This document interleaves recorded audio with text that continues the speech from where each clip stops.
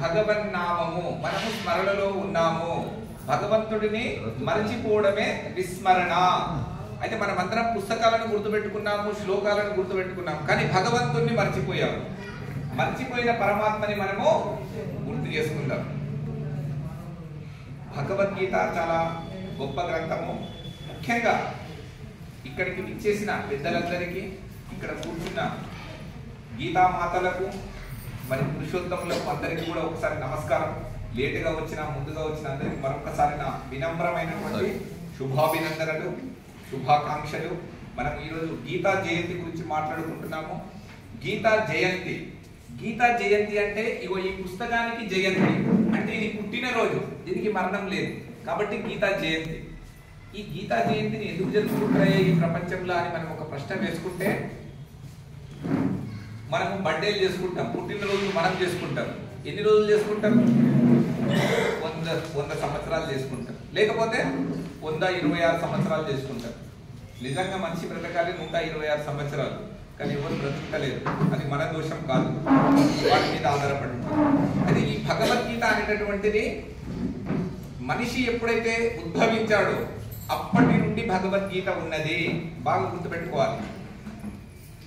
సహ యజ్ఞా ప్రజా సృష్ట్వా పురోవాచ ప్రజాపతిః అనేన ప్రసవిశ్వధ్వమేషవోస్త్విష్టకామధుక్. సహ యజ్ఞ ప్రజా సృష్ట్వా, నేను మిమ్ములని అంటే మానవులని ఈ ప్రపంచాన్ని ఎప్పుడు సృష్టించానో అప్పటి నుండే ఈ ప్రపంచం ఉన్నది, నేను ఉన్నాను, మీరు ఉన్నారు. అయితే ఇది శ్రవణము మననము అనేటటువంటిది గురు శిష్యుల మధ్య సాగేది. అప్పుడు ఈ పుస్తకాలు లేవు, పెన్నులు లేవు ఆ సమయంలో. అట్లా ఈ గీత అనేటటువంటిది మనము పుట్టినప్పటి నుండి ఉన్నది, సృష్టి ఎప్పుడు ఆరంభమైందో అప్పటి నుండి ఉన్నది. ఈ ఉన్నదాన్ని ఒక 5525 సంవత్సరాల క్రితము ఆ విన్నది ఏదైతే ఉన్నదో శ్రవణం చేసింది, గురువు చెప్పింది, దానిని పుస్తక రూపంలో కృష్ణుడు పెట్టాడు. బాగా గుర్తుపెట్టుకోవాలి. మరి కృష్ణుడు పుట్టినప్పుడే భగవద్గీత పుట్టిందా? లేదు కదా. జర చెప్తుండాలి, మీరు కూడా నాతో మాట్లాడాలి. కృష్ణుడు పుట్టినప్పుడు భగవద్గీత పుట్టిందా? కృష్ణుడే చెప్పిండా? లేదు. ఆ కృష్ణుడు ఏం చేసిండంటే అక్షర రూపాన్ని ఇచ్చాడు. అంటే భగవద్గీత మనిషి పుట్టినప్పటి నుండి ఉంది. వస్తాం, ఆయనకి ఎట్లా తెలిసింది? ఆయన గురువు ద్వారా తెలిసింది. ఆయన కూడా మనలాగా ఒక మనిషి. మీరందరూ కూడా కృష్ణులు అయిపోవచ్చు అనమాట, ఏం ప్రాబ్లం లేదు ఈ ప్రపంచంలో. అట్లా భగవద్గీత శ్లోకాలను అన్నింటినీ కూడా అక్షర రూపం ఇచ్చి ఈ పుస్తకాన్ని తయారు చేసి ఈ పుస్తకాన్ని మనకి ఇచ్చినటువంటి రోజు గీత ఉద్భవించిన రోజు, ఆవిర్భవించిన రోజు. గీతా జయంతిగా మనం అందరం కూడా చేసుకుంటూ ఉంటాము. ఎప్పుడు చేసుకుంటాం దీన్ని? మనము మార్గశీర్ష మాసంలో శుద్ధ ఏకాదశి రోజు మనము జరుపుకుంటాము. ఆ సమయం రోజు ఇంకెక్కడన్నా చేసుకుంటే దాన్ని మళ్ళీ మనం చేసుకోవాలని ఏ రోజన్నా చేసుకోవచ్చు. గీత ప్రతిరోజు నిత్య నూతనం కాబట్టి ప్రతిరోజు. అందుకోసమే భగవద్గీతలో ఇంకొక శ్లోకం కూడా చెప్తారు. బృహత్సామ తథా సామ్నాం గాయత్రీ ఛందసామహం మాసానాం మార్గశీర్షోహన్ ఋతూనాం కుసుమాకరః. మనము మార్గశీర్ష మాసంలో ఉన్నాము, వసంత ఋతువులో ఉన్నాము. భగవంతుడికి 12 నెలల్లో అత్యంత ఇష్టమైనటువంటి దినము, మాసము ఇదన్నమాట. అంటే ఒక సెకండ్ అంటే ఏమంటాం మనము? ఒక సెకండ్, ఒక నిమిషం, ఒక గంట, ఒక రోజు, ఒక వారం, ఒక పక్షం, ఒక మాసం, త్రైమాసం, షణ్మాసం, ఒక సంవత్సరం. ఇట్లాంటి అనేక సంవత్సరాలు కాలాన్ని మనము గణయిస్తున్నాము. కానీ భగవంతుడు కాలాతీతుడు. ఈ కాలం మొత్తం ఆయన చేతిలో ఉంటుంది. అందుకోసమే ఆయన నిలబడ్డాడు, చక్రం ఉన్నది. ఆయన ఎప్పుడు ఉంటాడు? చక్రము ఆయన చేతిలో ఉంటుంది, కాలము ఆయన చేతిలో ఉంటుంది. కాలాతీతుడు పరమేశ్వరుడు. బాగా గుర్తుపెట్టుకోవాలి. భగవంతుడు పుట్టడు, భగవంతుడు మరణించడు. అది నిత్య నూతనము. దానిని ఆత్మ అంటాము. మీకు అందరికి అర్థమవుతుంది కదా నా భాష తెలుగు అవుతుందా అయితే లేదా? ఎందుకంటే నాకు డౌట్ వస్తుంది ఒకసారి ఇలా చూస్తూ ఉంటే. మనము దీన్ని సరదాగా ఆనందంగా నమ్ముతూ చెప్పుకోవాలి భగవద్గీతని. ఎక్కడ బాధపడదు, మాకెందుకు తెలుస్తలేదని కాదు. చెప్పేవాళ్ళు ఉంటారు, వినేవాళ్ళు ఉంటారు, వింటూనే ఉంటారు, అమృతత్వాన్ని తాగుతూనే ఉంటారు, జీవన్ముక్తులు కూడా అవుతూనే ఉంటారు. ఈ ప్రపంచము ఎవరిది? పరమాత్మది.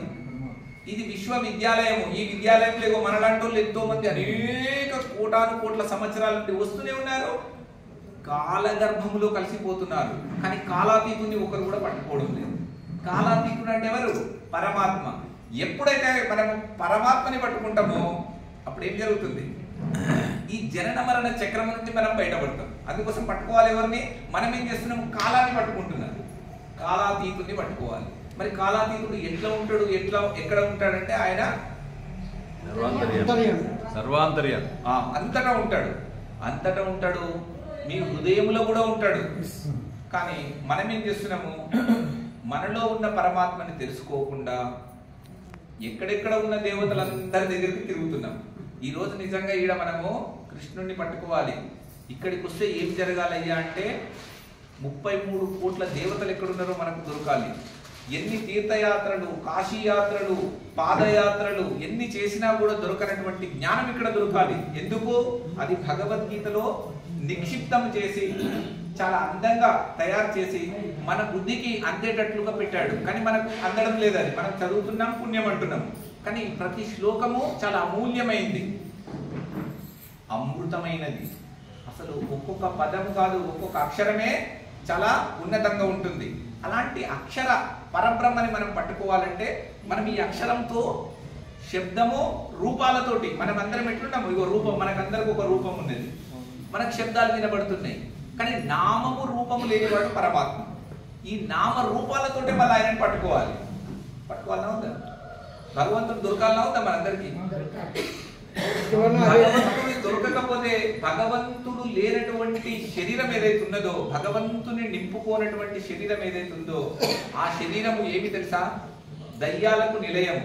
అంటే మనతో ఆలోచనలు, కోటాను కోట్ల ఆలోచనలు వస్తుంటాయి. ఒక చింత చెట్టుకు ఎన్ని ఆకులు ఉంటాయో అన్ని ఆలోచనలతోటి మన బుద్ధి తిరుగుతూ ఉంటుంది, మన మనసు అట్లా తిరుగుతుంది. చంచలమైన మనసు మనది. ఈ చంచలమైనటువంటి మనస్సును అచంచలమైన కదలకుండే ఉండేటటువంటి పరమాత్మతోటి మనము ఏకాగ్రతం చేయాలి, కలపాలి. దానిని భజన అంటారు. భజన అంటే కలవడం, విభజన అంటే విడిపోవడం. మీకు అందరికీ తెలుసు, మనం అందరం ఇప్పుడు విభజింపబడి ఉన్నాము. అయితే మనం ఏం చేయాలి? కలవాలి. రెండుగా ఉన్నదాన్ని ఒకటికి చేయాలి. దాన్ని ఏమంటాం మనం? అద్వైతము అంటాం. అద్వైతము, ద్వైతము, త్రైతము, లేకపోతే విశిష్టాద్వైతము. మూడుగా ఉన్నది, రెండుగా ఉన్నది, ఒకటిగా ఉన్నాడు, దేవుడు వేరు, నేను వేరు, ప్రకృతి వేరు అని ఇలా చెప్పుకుంటూ పోతున్నాము. కానీ ఆ దేవుడు నేను ఒకటి ఎప్పుడవుతాము? అందరేమో అద్వైతము అంటారు, నీవు అది ఒకటే అంటారు. కానీ అయ్యేది ఎట్లా? మనము పరమాత్మని పట్టుకోవాలంటే ఏం చేయాలి? ముఖ్య విషయం అన్నమాట ఇది. ఈ జీవాత్మను పరమాత్మతో ఏకం చెయ్యడం చేసేటటువంటి పనే గురువు చేస్తాడనమాట. గురువు ఇక్కడ కీలకం. మధ్యలో ఒక గురువు ఉన్నాడు. గురువు ఏం చేస్తాడు? పాఠాలు చెప్తాడు. గీతాచార్యుడు ఏం చేసాడు? గీతను చెప్పిండు. ఎవరికి అర్థమైంది? అర్జునుడికి అర్థమైంది కదమ్మా. అట్లా గీతను చెప్పాలి. గీతను చెప్తే శిష్యుడికి అర్థం కావాలి గీత. అట్లా అర్థం కాకపోతే గీత చెప్పేవాడు గీతాచార్యుడు గాడు, అర్థం కాకపోతే వాడు అర్జునుడు కూడా గాడు. అంటే ఇక్కడ అర్జునుడు ఉండాల్సిందే, ఆచార్యుడు ఉండాల్సిందే. మరి ఆచార్యుడు అంటే కృష్ణుడేనా? మరి ఆచార్యుడు ఆయన ఒక్కడేనా? మరి ఆయన ఈ పుస్తకాన్ని ఇచ్చిండు. ఇప్పుడు మీరందరూ బాగా గమనించండి. ఇప్పుడు జస్ట్ ఒక చిన్నగా లాజిక్గా ఆలోచిద్దాం మనము. ఇప్పుడు మనకు తెలుగు ఉంది, సంస్కృతం ఉంది. ఆ పాఠాన్ని ఒక ఆయన చెప్తూ ఉంటాడు. ఆయన ఏమంటాం మనము? సంస్కృత టీచర్ అంటాం, లేకపోతే తెలుగు టీచర్ అంటాం. ఒక సబ్జెక్ట్ గురించి చెప్తే, లెక్కల గురించి చెప్తే లెక్కల సారు అంటాం మనం. మరి భగవద్గీత చెప్పేవాడు వాడు కృష్ణుడు చెప్పిండు. ఆ రోజు కృష్ణుడు చెప్పిన గీతాచార్యుడు అయిండు. మరి ఆయననే వచ్చి చెప్పాలా ఇప్పుడు? అది శరీరం కదమ్మా, శరీరాలు పోతాయి కదా ఎవరివైనా. మరి ఆ పాఠము గురించి ఎవరు నేర్చుకున్నారో ఈ రోజు చెప్పేవాళ్ళు కూడా గీతాచార్యులే. అందుకోసమే మీరందరూ కలిసి నాకు ఒక గీతాచార్య అవార్డు ఇచ్చిండ్రు. మీరు అసలు ఈ కాలనీ వాళ్ళే ఇచ్చిండ్రు నాకు గీతాచార్య. నిజంగా ఎవరు చెప్పరు. నేను బయట పోతే ఏదో శ్రీనివాస్ ఒక సైనికుడు, మాజీ సైనికుడు, బాగా మాట్లాడతాడు అని అంటారు. మరి మీరందరూ కలిసి ఏమనుకున్నారో నాకు తెలియదు. గీతాచార్య అనేటటువంటి టైటిల్ ఇచ్చిండ్రు. మరి గీతాచార్య అని పేరు పెడితే సరిపోతుందా? పేరు పెట్టుకొని తిరిగితే సరిపోతుందా? నేను ముఖ్యమంత్రిని అని చెప్పుకొని నేను తిరిగితే సరిపోతుందా? ఆ పదవి ఉండాలి కదా, ఆ అర్హత ఉండాలి. అట్లా గీతని ఎవరైతే చెప్తారో వాళ్ళందరూ కూడా గీతాచార్యులు, సబ్జెక్ట్ మీద పట్టు ఉన్నవాళ్ళు. అందుకోసమే ఆ భగవంతుడే రావాలి అంటే ఆయన రాడు. పాపం ఆయన 5500 సంవత్సరాల కింద ఈ పుస్తకం ఇచ్చాడు, తన శరీరాన్ని వదిలేశాడు. ఈ శరీరాలు పుడుతూ ఉంటాయి. ఎక్కడి నుండి పుడుతున్నాయి ఈ శరీరాలన్నీ?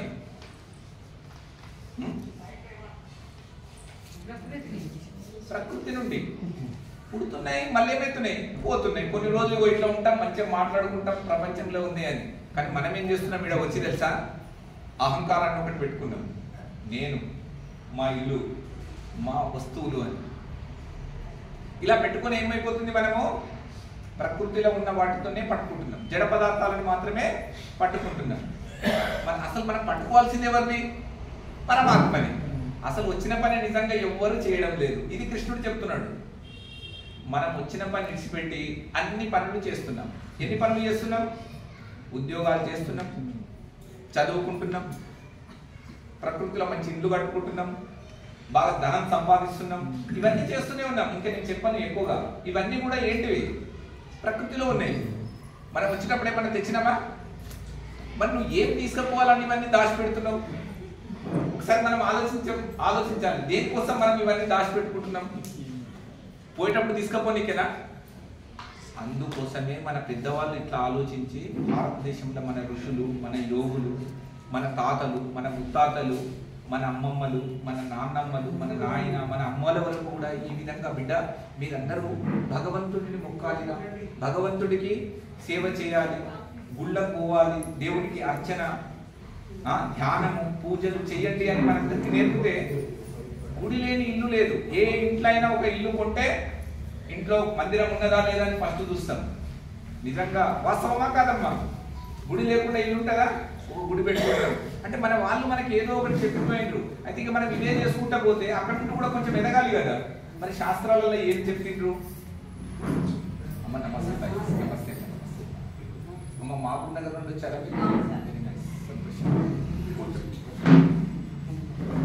అమ్మ ముందరికి రా.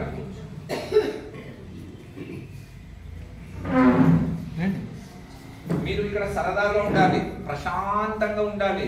ఏమో మేము వచ్చినాము, ఇక్కడ ఏమో అయిపోతుంది, మాకేదో అదైతుంది, భయపడకండి, నిర్భయంగా ఉండండి. మనమందరము అమృత స్వరూపులము. ఇక్కడ ఎవ్వరికి మరణమే లేదు. అయితే మనము ఇక్కడ వచ్చి భయపడుకుంటే ఇట్లా జీవిస్తున్నాం. భగవంతుడు మనల్ని పంపించింది ఎందుకు తెలుసా? సూర్యుడు వెచ్చదనాన్ని ఇస్తున్నాడు మనకు, ఈ చెట్లు పచ్చదనాన్ని ఇస్తున్నాయి, చంద్రుడు చల్లదనాన్ని ఇస్తున్నాడు, మంచి ఆహార పదార్థాలన్నీ ఏమిస్తున్నాయి మనకు? మంచి తీయదనాన్ని ఇస్తున్నాయి, చక్కని ప్రకృతిని ఇచ్చినాయి. మనం ఇవన్నీ ఉపయోగించుకోకుండా నాదేమో పోయింది, ఇవన్నీ ఆస్వాదించకుండా ఏమో పోయినట్టు, లేకపోతే ఏమి లేనట్టు, ఇవి నాకే అయినట్టు, నేనే ఈ ప్రపంచంలో అన్ని పోగొట్టుకున్నట్టు దిగాలు చెందిపోతున్నాము లోకంలో. ఇట్లా ఎవ్వరు కూడా భయపడకూడదు అని మన కృష్ణ పరమాత్మ మనకు ఒక సందేశాన్ని, నిర్మాణాత్మకమైనటువంటి సందేశాన్ని మనకు అందజేశారు. అది భగవద్గీత. కాబట్టి గీతా జయంతిని ఎందుకు చేసుకుంటున్నామంటే, ఈ పుస్తకం ఒకటే విశ్వంలో, ఈ విశ్వం గురించి మాట్లాడుతుంది. ఇది ఒక భారతదేశం గురించి మాట్లాడదు, లేకపోతే ఒక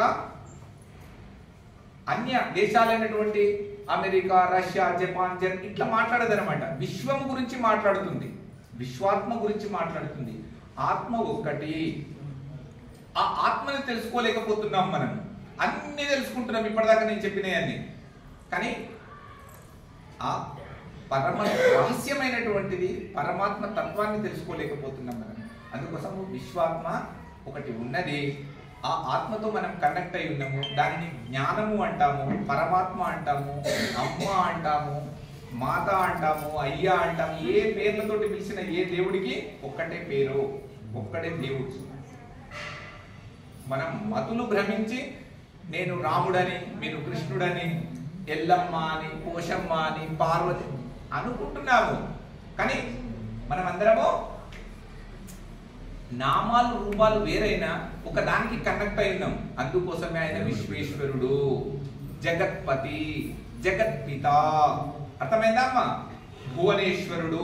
ఈ భువనాలన్నింటికి కూడా ఆధారము ఒకటి ఉన్నది, అది పరమాత్మ. అది ఎప్పుడు చూస్తుంది. అది ఎక్కడ ఉంటుంది అని అంటే అది చూపించడం కష్టం. ఇప్పుడు మీరు మన శరీరం ఉంది, దీంట్లో శరీరంలో జీవుడు ఏడ ఉన్నాడంటే చూపిస్తామా? చూపించలేము. అది పోతుంది, శరీరం నుండి వెళ్ళిపోతుంది కదా. అట్లనే పరమాత్మ సర్వవ్యాపకుడు. అయితే దీని గురించి తెలియాలంటే సద్గురువులని ఆశ్రయించి వాళ్ళు చెప్పేటటువంటి గురుపదేశాన్ని తీసుకొని అట్లా ప్రాక్టీస్ చేస్తే కానీ తెలియదు అనమాట. అట్లా తెలుసుకోవడానికి అవకాశం ఉంది నాయనా అని భగవద్గీత చెప్తుంది. అందుకోసం భగవద్గీత విశ్వవ్యాపకమైనది, విశ్వేశ్వరుడి గురించి చెప్తుంది, మన గురించి చెప్తుంది. ఈ అన్ని కలిపి నీలోనే ఉన్నాయని చెప్తుంది.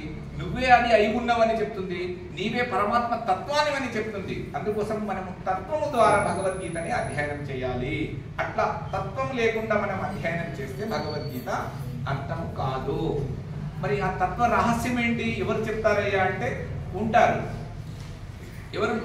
ఋషిభిర్బహుదా గీతం ఛందోభిర్వివిధై పృథక్ బ్రహ్మసూత్రపదైశ్చైవ హేతుమద్భిర్వినిశ్చితైః. ఈ బ్రహ్మసూత్రాలను, తత్వాన్ని, వీటన్నింటిని మన ఋషులు, మన మార్గ నిర్దేశకులు, మన పెద్దలందరూ కలిసి ఒక నిశ్చయానికి వచ్చి భగవద్గీతలో దాన్ని నిక్షిప్తం చేసి పెట్టినారు. మనకు చదవనికి శాతగాక, మనము దాన్ని సద్వినియోగపరచుకోలేక, చిన్నప్పటి నుండి చెప్పలేక, అది చదివితే సన్యాసులమైపోతామని మనము మన ఒక తప్పుడు ధోరణిని పెట్టుకొని మనము చెడిపోయి భగవంతుడా నన్ను చెడగొట్టినమని ఆయనకు మనము నిందారోపణలు చేస్తే ఎంతవరకు సమంజసము ఒకసారి మనం గమనించాలి. అందుకోసం ఇక్కడ భగవంతుడిది ఏ తప్పు లేదు. భగవంతుడు ఉన్నాడు, మీరు ఉన్నారు, ప్రకృతి ఉన్నది. భగవంతుడు చెప్తున్నాడు భగవద్గీతని అధ్యయనం చేయండి, భగవద్గీతలో ఉన్న సారాన్ని గ్రోలండి, దాంట్లో ఉన్న అమృతాన్ని మీరు త్రాగండి, మీరు అమృత పుత్రులు, మీరు మృతము కాదు. అందుకోసమే భగవద్గీత 2వ అధ్యాయంలో మనకు చెప్పిండు, నత్వే వాహం జాతు నాసన్నత్వన్నేమే జనాధిపాః నచైవ న భవిష్యామః సర్వే వయమతః పరం. మనమందరం కూడా ఇంతకు మొదలు ఉన్నాం కాబట్టి వచ్చినాం కదా ఇక్కడ లోకంలోకి. మళ్ళీ పోతాము. మళ్ళీ పోయిన వాళ్ళు ఎక్కడ పోతున్నారు? మళ్ళీ వస్తున్నారు. మనం చైతన్యవంతులము. బాగా గుర్తుపెట్టుకోండి, మనం జడము కాదు, మనం బంగారం కాదు. ఈడ ఉంటే ఈయనే ఉండిపోతుంది, ఈ లోకంలోనే ఉంటది. మనం వెళ్ళిపోతున్నాము శరీరం నుండి, శరీరాన్ని వదిలిపోతున్నాము. మనము జీవాత్మలము. బాగా గుర్తుపెట్టుకోవాలి, ఎక్కడ పోతున్నామో తెలియాలి. అది తెలియకపోవడమే అజ్ఞానము. మృతము తెలియకపోతే మృతము, తెలిస్తే అమృతము. మీరందరూ అమృత పుత్రులు. మర్చిపోయి ఉన్నారు. ఆ మర్చిపోయిన దాన్ని ఎరుక చేయడానికి నేను వచ్చిన అని కృష్ణుడు చెప్తూ ఉంటాడు అన్నమాట. మీరు మర్చిపోయిన దాన్ని నేను గుర్తు చేయడానికి వచ్చినాను. అది భగవద్గీత. భగవద్గీత ప్రతి శ్లోకము చాలా అమూల్యమైంది. ప్రతి అక్షరం కూడా భగవద్గీతలో చాలా చాలా విలువలతో కూడుకొని, బాధ్యతతో కూడుకొని, సంస్కృతిని ప్రతిబింబించేలా చేస్తుంది అన్నమాట. అంటే ఒక మనిషి ఎలా జీవించాలి, మనిషి యొక్క ఉత్పత్తి ఎట్లా జరిగింది, ఈ శరీరాన్ని ఎట్లా వదిలేయాలి అని, మనిషి పుట్టుక నుండి చనిపోయేంత వరకు ఏ విధంగా బ్రతకాలి అని చెప్పేటటువంటి ఏకైక గ్రంథం ఈ ప్రపంచంలో ఏదైనా ఉన్నదంటే అది ఒక్క భగవద్గీత. అలాంటి భగవద్గీతని ఇచ్చింది ఎవరు మనకు? కృష్ణ పరమాత్మ. ఎందుకు ఇచ్చాడు ఆయన అంటే, ఆయన కూడా ఒక గురువు దగ్గరికి పోయిండు, సాందీప మహర్షి దగ్గర కూర్చున్నాడు, నేర్చుకున్నాడు. అన్ని ఉపనిషత్తులు, దర్శనాలు, వేదాలు, భారత, భాగవత, రామాయణ అన్ని చదివిండు. చదివి ఏం చేసిండు? ఈ పిల్లలందరూ రాబోయే కాలంలో తెలుసుకోలేకపోతారు అని ఇగో ఈ పుస్తకాన్ని మనకి అందంగా తయారు చేసి ఇచ్చిండు, ఎక్కడ తప్పు లేకుండా.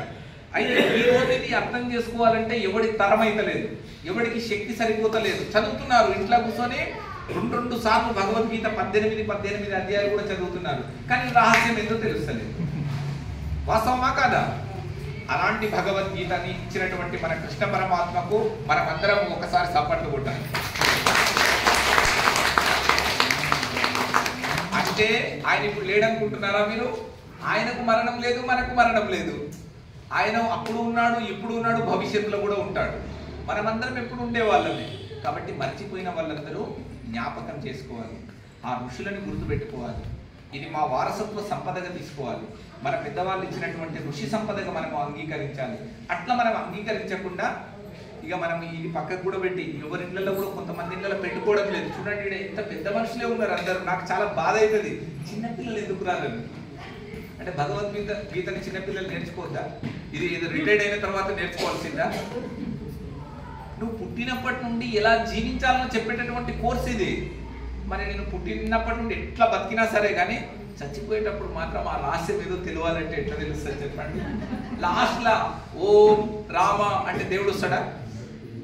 అనన్యాశ్చింతయంతో మాయే జనాః పర్యుపాసతే తేషాం నిత్యాభియుక్తానాం యోగక్షేమం వహామ్యహం.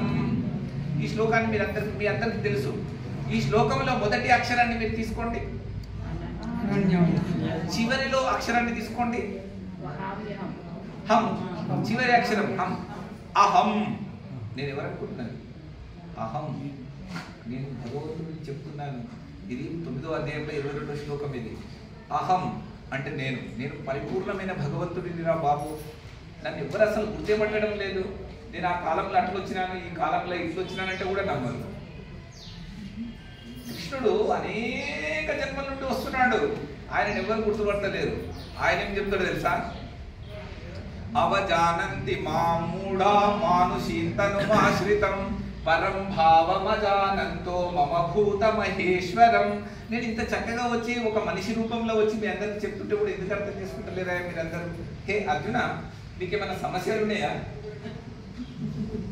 చెప్పండి. మీరు నవ్వుతూ వినాలి చాలా. ఎందుకు తెలుసా? కృష్ణుడు నవ్వుతూ చెప్పినట్టు భగవద్గీతని మీరు చూడండి. 2వ అధ్యాయంలో తమువాచ హృషీకేశ ప్రహసన్నివ భారత సేనయోరుభయోర్మధ్యే విషీదంతమిదం వచః. ఎలాంటి వచనాలు పలికిండు? నవ్వుతూ, చిరునవ్వుతో చెప్పిండు భగవద్గీతని. ఎక్కడ విషాదం లేదు అక్కడ. అర్జునుడికి ఉన్నది విషాదము, కృష్ణుడికి ఏమి లేదు. కృష్ణుడు అన్ని తెలిసిన వాడు, జగమెరిగిన జంగమయ్య. ఈ జగత్తు గురించి పరిపూర్ణంగా తెలిసిన వాడు. వాడు ఎక్కడి నుండి పుట్టాడు, వాడి గతి ఏంటిది, వాడి స్థితి ఏంటి, వాడు ఎక్కడ పోతాడు, ఏడ ఉంటాడు, అన్ని తెలిసిన వాడు కృష్ణుడు. కాబట్టి ఆయన నవ్వుకుంటున్నాడు. ఓహో, ఇన్ని రోజుల తర్వాత వచ్చినవా బిడ్డ. మరి ఎందుకు ఆయనకే చెప్పిండు? ఆయన అడిగిండు కాబట్టి. ఏమని అడిగిండు? కార్పణ్య దోషోపహత స్వభావం పృచ్ఛామి త్వాం ధర్మ సమ్మూఢచేతాః యచ్ఛ్రేయస్యాం నిశ్చితం బ్రూహి తన్మే శిష్యస్తేహం షాధి మాం త్వాం ప్రపన్నం. నేను వేడుకుంటున్నాను. ఈ కృపణత్వం వలన ఈ మాయ నన్ను మోసం చేస్తుంది. మాయ ఏంటి? ప్రపంచం. మాయ అంటే జడము, గుర్తుపెట్టుకోవాలి. తర్వాత మళ్ళీ మీరు సబ్జెక్టు దగ్గరకు వచ్చినప్పుడు మీరు మాయ అంటే జడము. జడము అంటే ఏంటిది? బంగారము, వెండి, భూములు, ఇండ్లు, చెట్లు, ఇవన్నీ ఏంటిది? జడము. మాట్లాడవు. కానీ మాట్లాడే వాళ్ళని ఒకరినొకడు పొడుచుకుంటాడు. చైతన్యవంతులమైన మనుషుల మధ్యలో కొట్లాట పెడుతుంది. ఏమమ్మా, బంగారం వల్ల అన్నదమ్ములు కొట్లాడుకుంటలేరా? బంగారం మాట్లాడుతుందా? కానీ మాట్లాడుకునేటోళ్ళు దేనికోసం? మరి బంగారం అంటే ఏంటిది? జడం కదా. అది లేకుండా మనం బతకొచ్చు. అంటే ఈ జడం ఎట్లా చేస్తుందంటే మనిషిని ఆకర్షితుని చేస్తుంది. అంటే ఇది లేకుండా నేను బ్రతకలేను. భూమి కావాలి, మా అన్నకి ఎందుకు ఎక్కియాలి, మా తమ్మునికి ఎందుకు ఎక్కియాలి, ఇట్లా అనమాట. అంటే జడం కోసం. భూమి ఈ రోజుదా? ఈ రోజు పుట్టిందా భూమి? నువ్వు మొన్న పుట్టి ఇది నాది నాది అని అంటున్నావు. అంటే జడాన్ని పట్టుకుంటున్నాం మనము, నోట్లని పట్టుకుంటున్నాం మనము, బంగారాన్ని పట్టుకుంటున్నాం మనం. పోనీ వరకు కొంచెం కంటెంట్ అందరు శాంతంగా ఉండరు కదా. అరే మా బంగారం ఏం చేయాలి మరి అనుకుంటున్నారు. ఉంచుకోండి, దాన్ని ఉపయోగించుకోవాలి. బంగారాన్ని ఉపయోగించుకోవాలి. కానీ దానికోసం పొడుచుకొని వస్తే ఏం లాభము? చూడండి, ఇదనమాట తమాషా. ఏంటంటే మనిషి ఏది ఉపయోగించుకోవాలనో తెలియకుండా దాని మీద పడి ఇదే సర్వస్వం. అందరు మనుషులు పోయినా సరే కానీ నాకు 100 కిలోల బంగారం కావాలని దాని వెనక పరిగెడుతున్నాడు. పరిగెత్తి పరిగెత్తి పరిగెత్తి ఏం చేస్తున్నాడు తెలుసా? ఆ అన్ని నింపుకుంటున్నాడు మొత్తం. వీడు ఈ ఉన్నది బంగారం ఈడనే ఉన్నది. అది మన తాతలు అనుభవించారు, ముత్తాతలు అనుభవించారు, వాళ్ళు అనుభవించారు. ఈ రోజు మనం అనుభవిస్తున్నాం, రేపు ఇంకొకటి అనుభవిస్తాడు. బంగారం ఈడనే ఉంటది. బాగా గుర్తుపెట్టుకోండి. మనం ఉండలేకపోతున్నాం అంటే మనం దేనికి పడాలి? ఇప్పుడు చూడండి, ఆలోచన చేయండి ఒక్కసారి. అంటే మనము జడాన్ని కాదు పట్టుకోవాల్సింది, చైతన్యాన్ని పట్టుకోవాలి. మనం చైతన్యమా కాదా? మాట్లాడుతున్నామా? తిరుగుతున్నామా? చెట్లు తిరుగుతున్నాయా? బంగారం తిరుగుతుందా? మరి మనము తిరుగుతున్నటువంటి మనిషి దేన్ని పట్టుకోవాలో వీడు మర్చిపోయాడు. ఇదే జీవితం రా. 10 కార్లు కొనడం నా లక్ష్యం, 100 కిలోల బంగారం సంపాదడం నా లక్ష్యం, 100 ఎకరాలు సంపాదడం నా జీవిత లక్ష్యం అని ఇట్లా పెట్టుకుంటున్నాడు వీడు. పరమాత్మని ఎక్కడో మర్చిపోయాడు. ఎవరి తాత జాగిరయ్యా ఇదంతా? సూర్యుడు ఎవరు? మీ తాత తెచ్చిపెట్టిండా? గాలి ఎవరిస్తున్నారు మీకు? ఈ భూమి మీద ఎట్లా తిరుగుతున్నారు? ఈ పంచభూత నిర్మితమైనటువంటి ప్రపంచం మొత్తము ఈశ్వరుడి ఆస్తి. ఈశ్వరుడి ఆస్తి. దీంట్లో మనము చిన్నగా వచ్చి ఇట్లా వచ్చి ఇది మొత్తం నాదే అని కబ్జా చేస్తున్నాం. మనం ఎన్ని రోజులు చేస్తావు చెప్పు? నీ శరీరముతో వచ్చేటప్పుడు ఏమి తీసుకురాని నీవు ఏం తీసుకుపోదామని సంపాదిస్తున్నావు? లే, నా కొడుకులకు, నా బిడ్డలకు. అరే, నీ కొడుకులు బిడ్డలు పూర్వజన్మంలో ఏం చేసుకున్నారో వాళ్ళు తిరుగుతూనే ఉన్నారు. ఇది ఎవరిని వాడే అనమాట. బాగా గుర్తుపెట్టుకోండి. ఎవడు తోడుకున్న గుంతలా వాడే పడతాడు. నేను నా కొడుకులని ఉద్ధరిస్తాను, నా బిడ్డలను ఉద్ధరిస్తానని మీరు అనుకుంటే అది భ్రమ. మీకు తెలుసు ఎంతమంది పిల్లలు ఈ రోజు లేచిపోయి పెళ్లిళ్ళు చేసుకుంటున్నారు? చెప్పండి. రాబోయే కాలంలో ఇట్లనే ఉంటది. మనం ఏమంటాం? నేను ఇట్లా పెంచినరా, నేను అట్లా పెంచినరా, నేను ఏడ్చుకుంటా కూర్చుంటే ఏమి లాభం లేదు. పోయేటోళ్ళు పోతే అంటే సమాజంలో ఇట్లా జరుగుతుందని చెప్తున్నా. అందుకోసం ఎవడు తోడుకున్న గుంతలా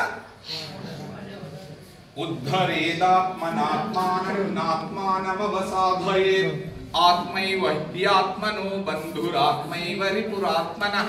నీ ఆత్మని నువ్వు ఒకవేళ ప్రశాంతంగా ఉంచుకొని పరమాత్మ పైన నీవు నిలిపి నీ ఆత్మని పరమాత్మతోటి కనుక అనుసంధానం చేస్తే నీకు పరమాత్మ దొరుకుతున్నాడు. నువ్వేం చేస్తున్నావు?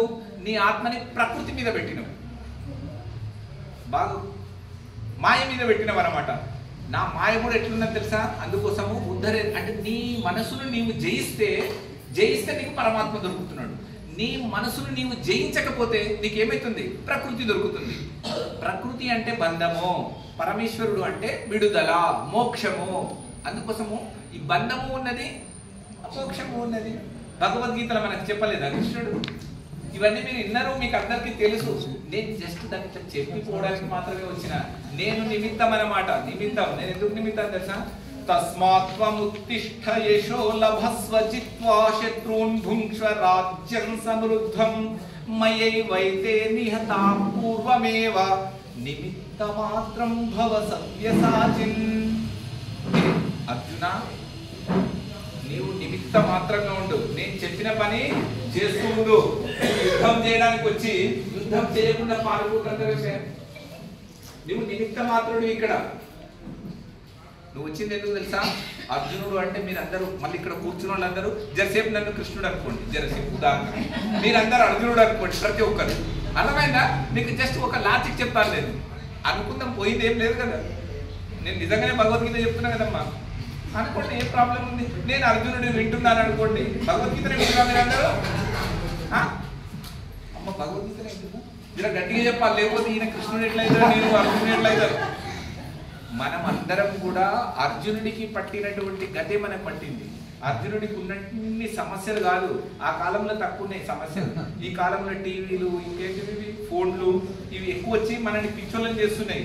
అప్పుడు తక్కువ ఉన్నాయి. 5500 సంవత్సరాల కింద అర్జునుడు అప్పుడు ఎట్లుండొచ్చు చూడండి, ఆలోచించండి. ఇప్పుడు ఎట్లున్నది? ఇప్పుడే సమస్యలు ఎక్కువ ఉన్నాయి. అసలు నిజంగా భగవద్గీత ఇప్పుడే అవసరం.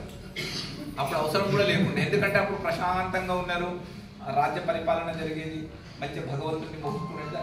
ఈ రోజు భగవద్గీత చాలా ఆవశ్యకము. ఇట్లా ఆవశ్యకమని తెలిసి ఈ నాగార్జున నగర్లో మన యమునమ్మ గారు ఈ కార్యక్రమానికి శ్రీకారం చుట్టారు. ఆమె ఎంత ఉత్తమరాలు. పెద్ద మనుషులందరూ కూడా సహకారం చేశారు. ఇంత మంచి నమస్కారం సార్. యాదుల్ని వచ్చినట్లయితే అందరికీ ఓం అండి, నమస్తే. Me welcome our president Tirupathirao గారు, ఎక్స్ వైస్ ఛాన్సలర్ నాగార్జున, ఇక్కడ మనకి ప్రెసిడెంట్ గారు నాగార్జున కమిటీ వాళ్ళు.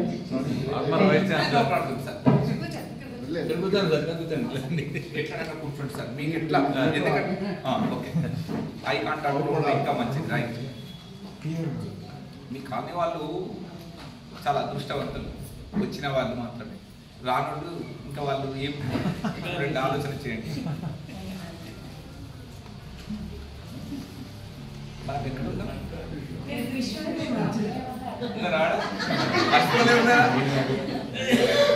నిజంగా మనం అందరం అర్జునులమే. అర్జునుడికి ఎప్పుడైతే జ్ఞానం తెలుస్తుందో, జ్ఞానం అనేటటువంటిది ఒకటి ఉన్నది ఈ ప్రపంచంలో, బాగా గుర్తుపెట్టుకోవాలి. జ్ఞానం అనేటటువంటిది ఉన్నది, జ్ఞానము చేతనే మనకు ముక్తి కలుగుతుంది, జ్ఞానము చేతనే విడుదల కలుగుతుంది. నహి జ్ఞానేన సదృశం పవిత్రమిదముత్తమం తత్స్వయం యోగ సంసిద్ధ కాలేనాత్మని విందతి. జ్ఞానానికి మించినటువంటిది ప్రపంచంలో ఏదీ లేదు. మరి ఇది ఎట్లా దొరుకుతుందయ్యా? ఇది పవిత్రమైంది, ఉత్తమమైంది ఈ జ్ఞానం. అది సంసిద్ధంగా ఉన్నది, రెడీగా ఉన్నది. జ్ఞానం రెడీగా ఉన్నది, మీ ముందరనే ఉన్నది, మీ లోపలనే ఉన్నది. ఆ జ్ఞానాన్ని మనం పట్టుకోలేకపోతున్నాం. అది నగ్న సత్యం. సత్యం ఎట్లా ఉందంటే నగ్నంగా ఉన్నది, విశాలంగా ఉన్నది, అంతటా ఉన్నది. ఎందుకు? సర్వవ్యాపకమై ఉన్నది కాబట్టి అది అంతటా ఉంటుంది. అది అంతటనే కాదు, బహిరంతశ్చ భూతానం, రెండింటి మధ్యన ఉన్నది, అన్నింటికి ఆధారమై ఉన్నది. అలా ఉంటూ ఈ జ్ఞానం అనేటటువంటిది సంసిద్ధంగా ఉన్నదాన్ని ఎవరైతే జ్ఞాన యోగము ద్వారా తెలుసుకుంటాడో వానికి కాలక్రమంలో అది దొరుకుతుంది. కాలక్రమంలో దొరికేదాన్ని మనము పట్టుకోవాలి. మనం దాన్ని ఎందుకు విస్మరించినాము, మన పెద్దలు ఎందుకు చెప్పడం లేదు? అంటే తిరుపతి పోదామా, యాదగిరి గుట్ట పోదామా, నరసింహస్వామి దగ్గరికి పోదామా, ఆ గుడికి ఈ గుడికి అంటే, అరే భగవద్గీత దగ్గర వచ్చేందుకు. సో నేను ఇది నాకు ఒక ప్రశ్న అన్నమాట. అసలు నేనెందుకు వచ్చిన ఈ కాలంలో, ఈ యుగంలో వచ్చి నేనెందుకు భగవద్గీత పట్టుకున్నాను, నాకే అవకాశం ఎందుకు వచ్చింది చెప్పడానికి అని నేను ఒక్కొక్కసారి ఆలోచిస్తాను. ఎందుకు వచ్చి ఉంటాను చెప్పండి?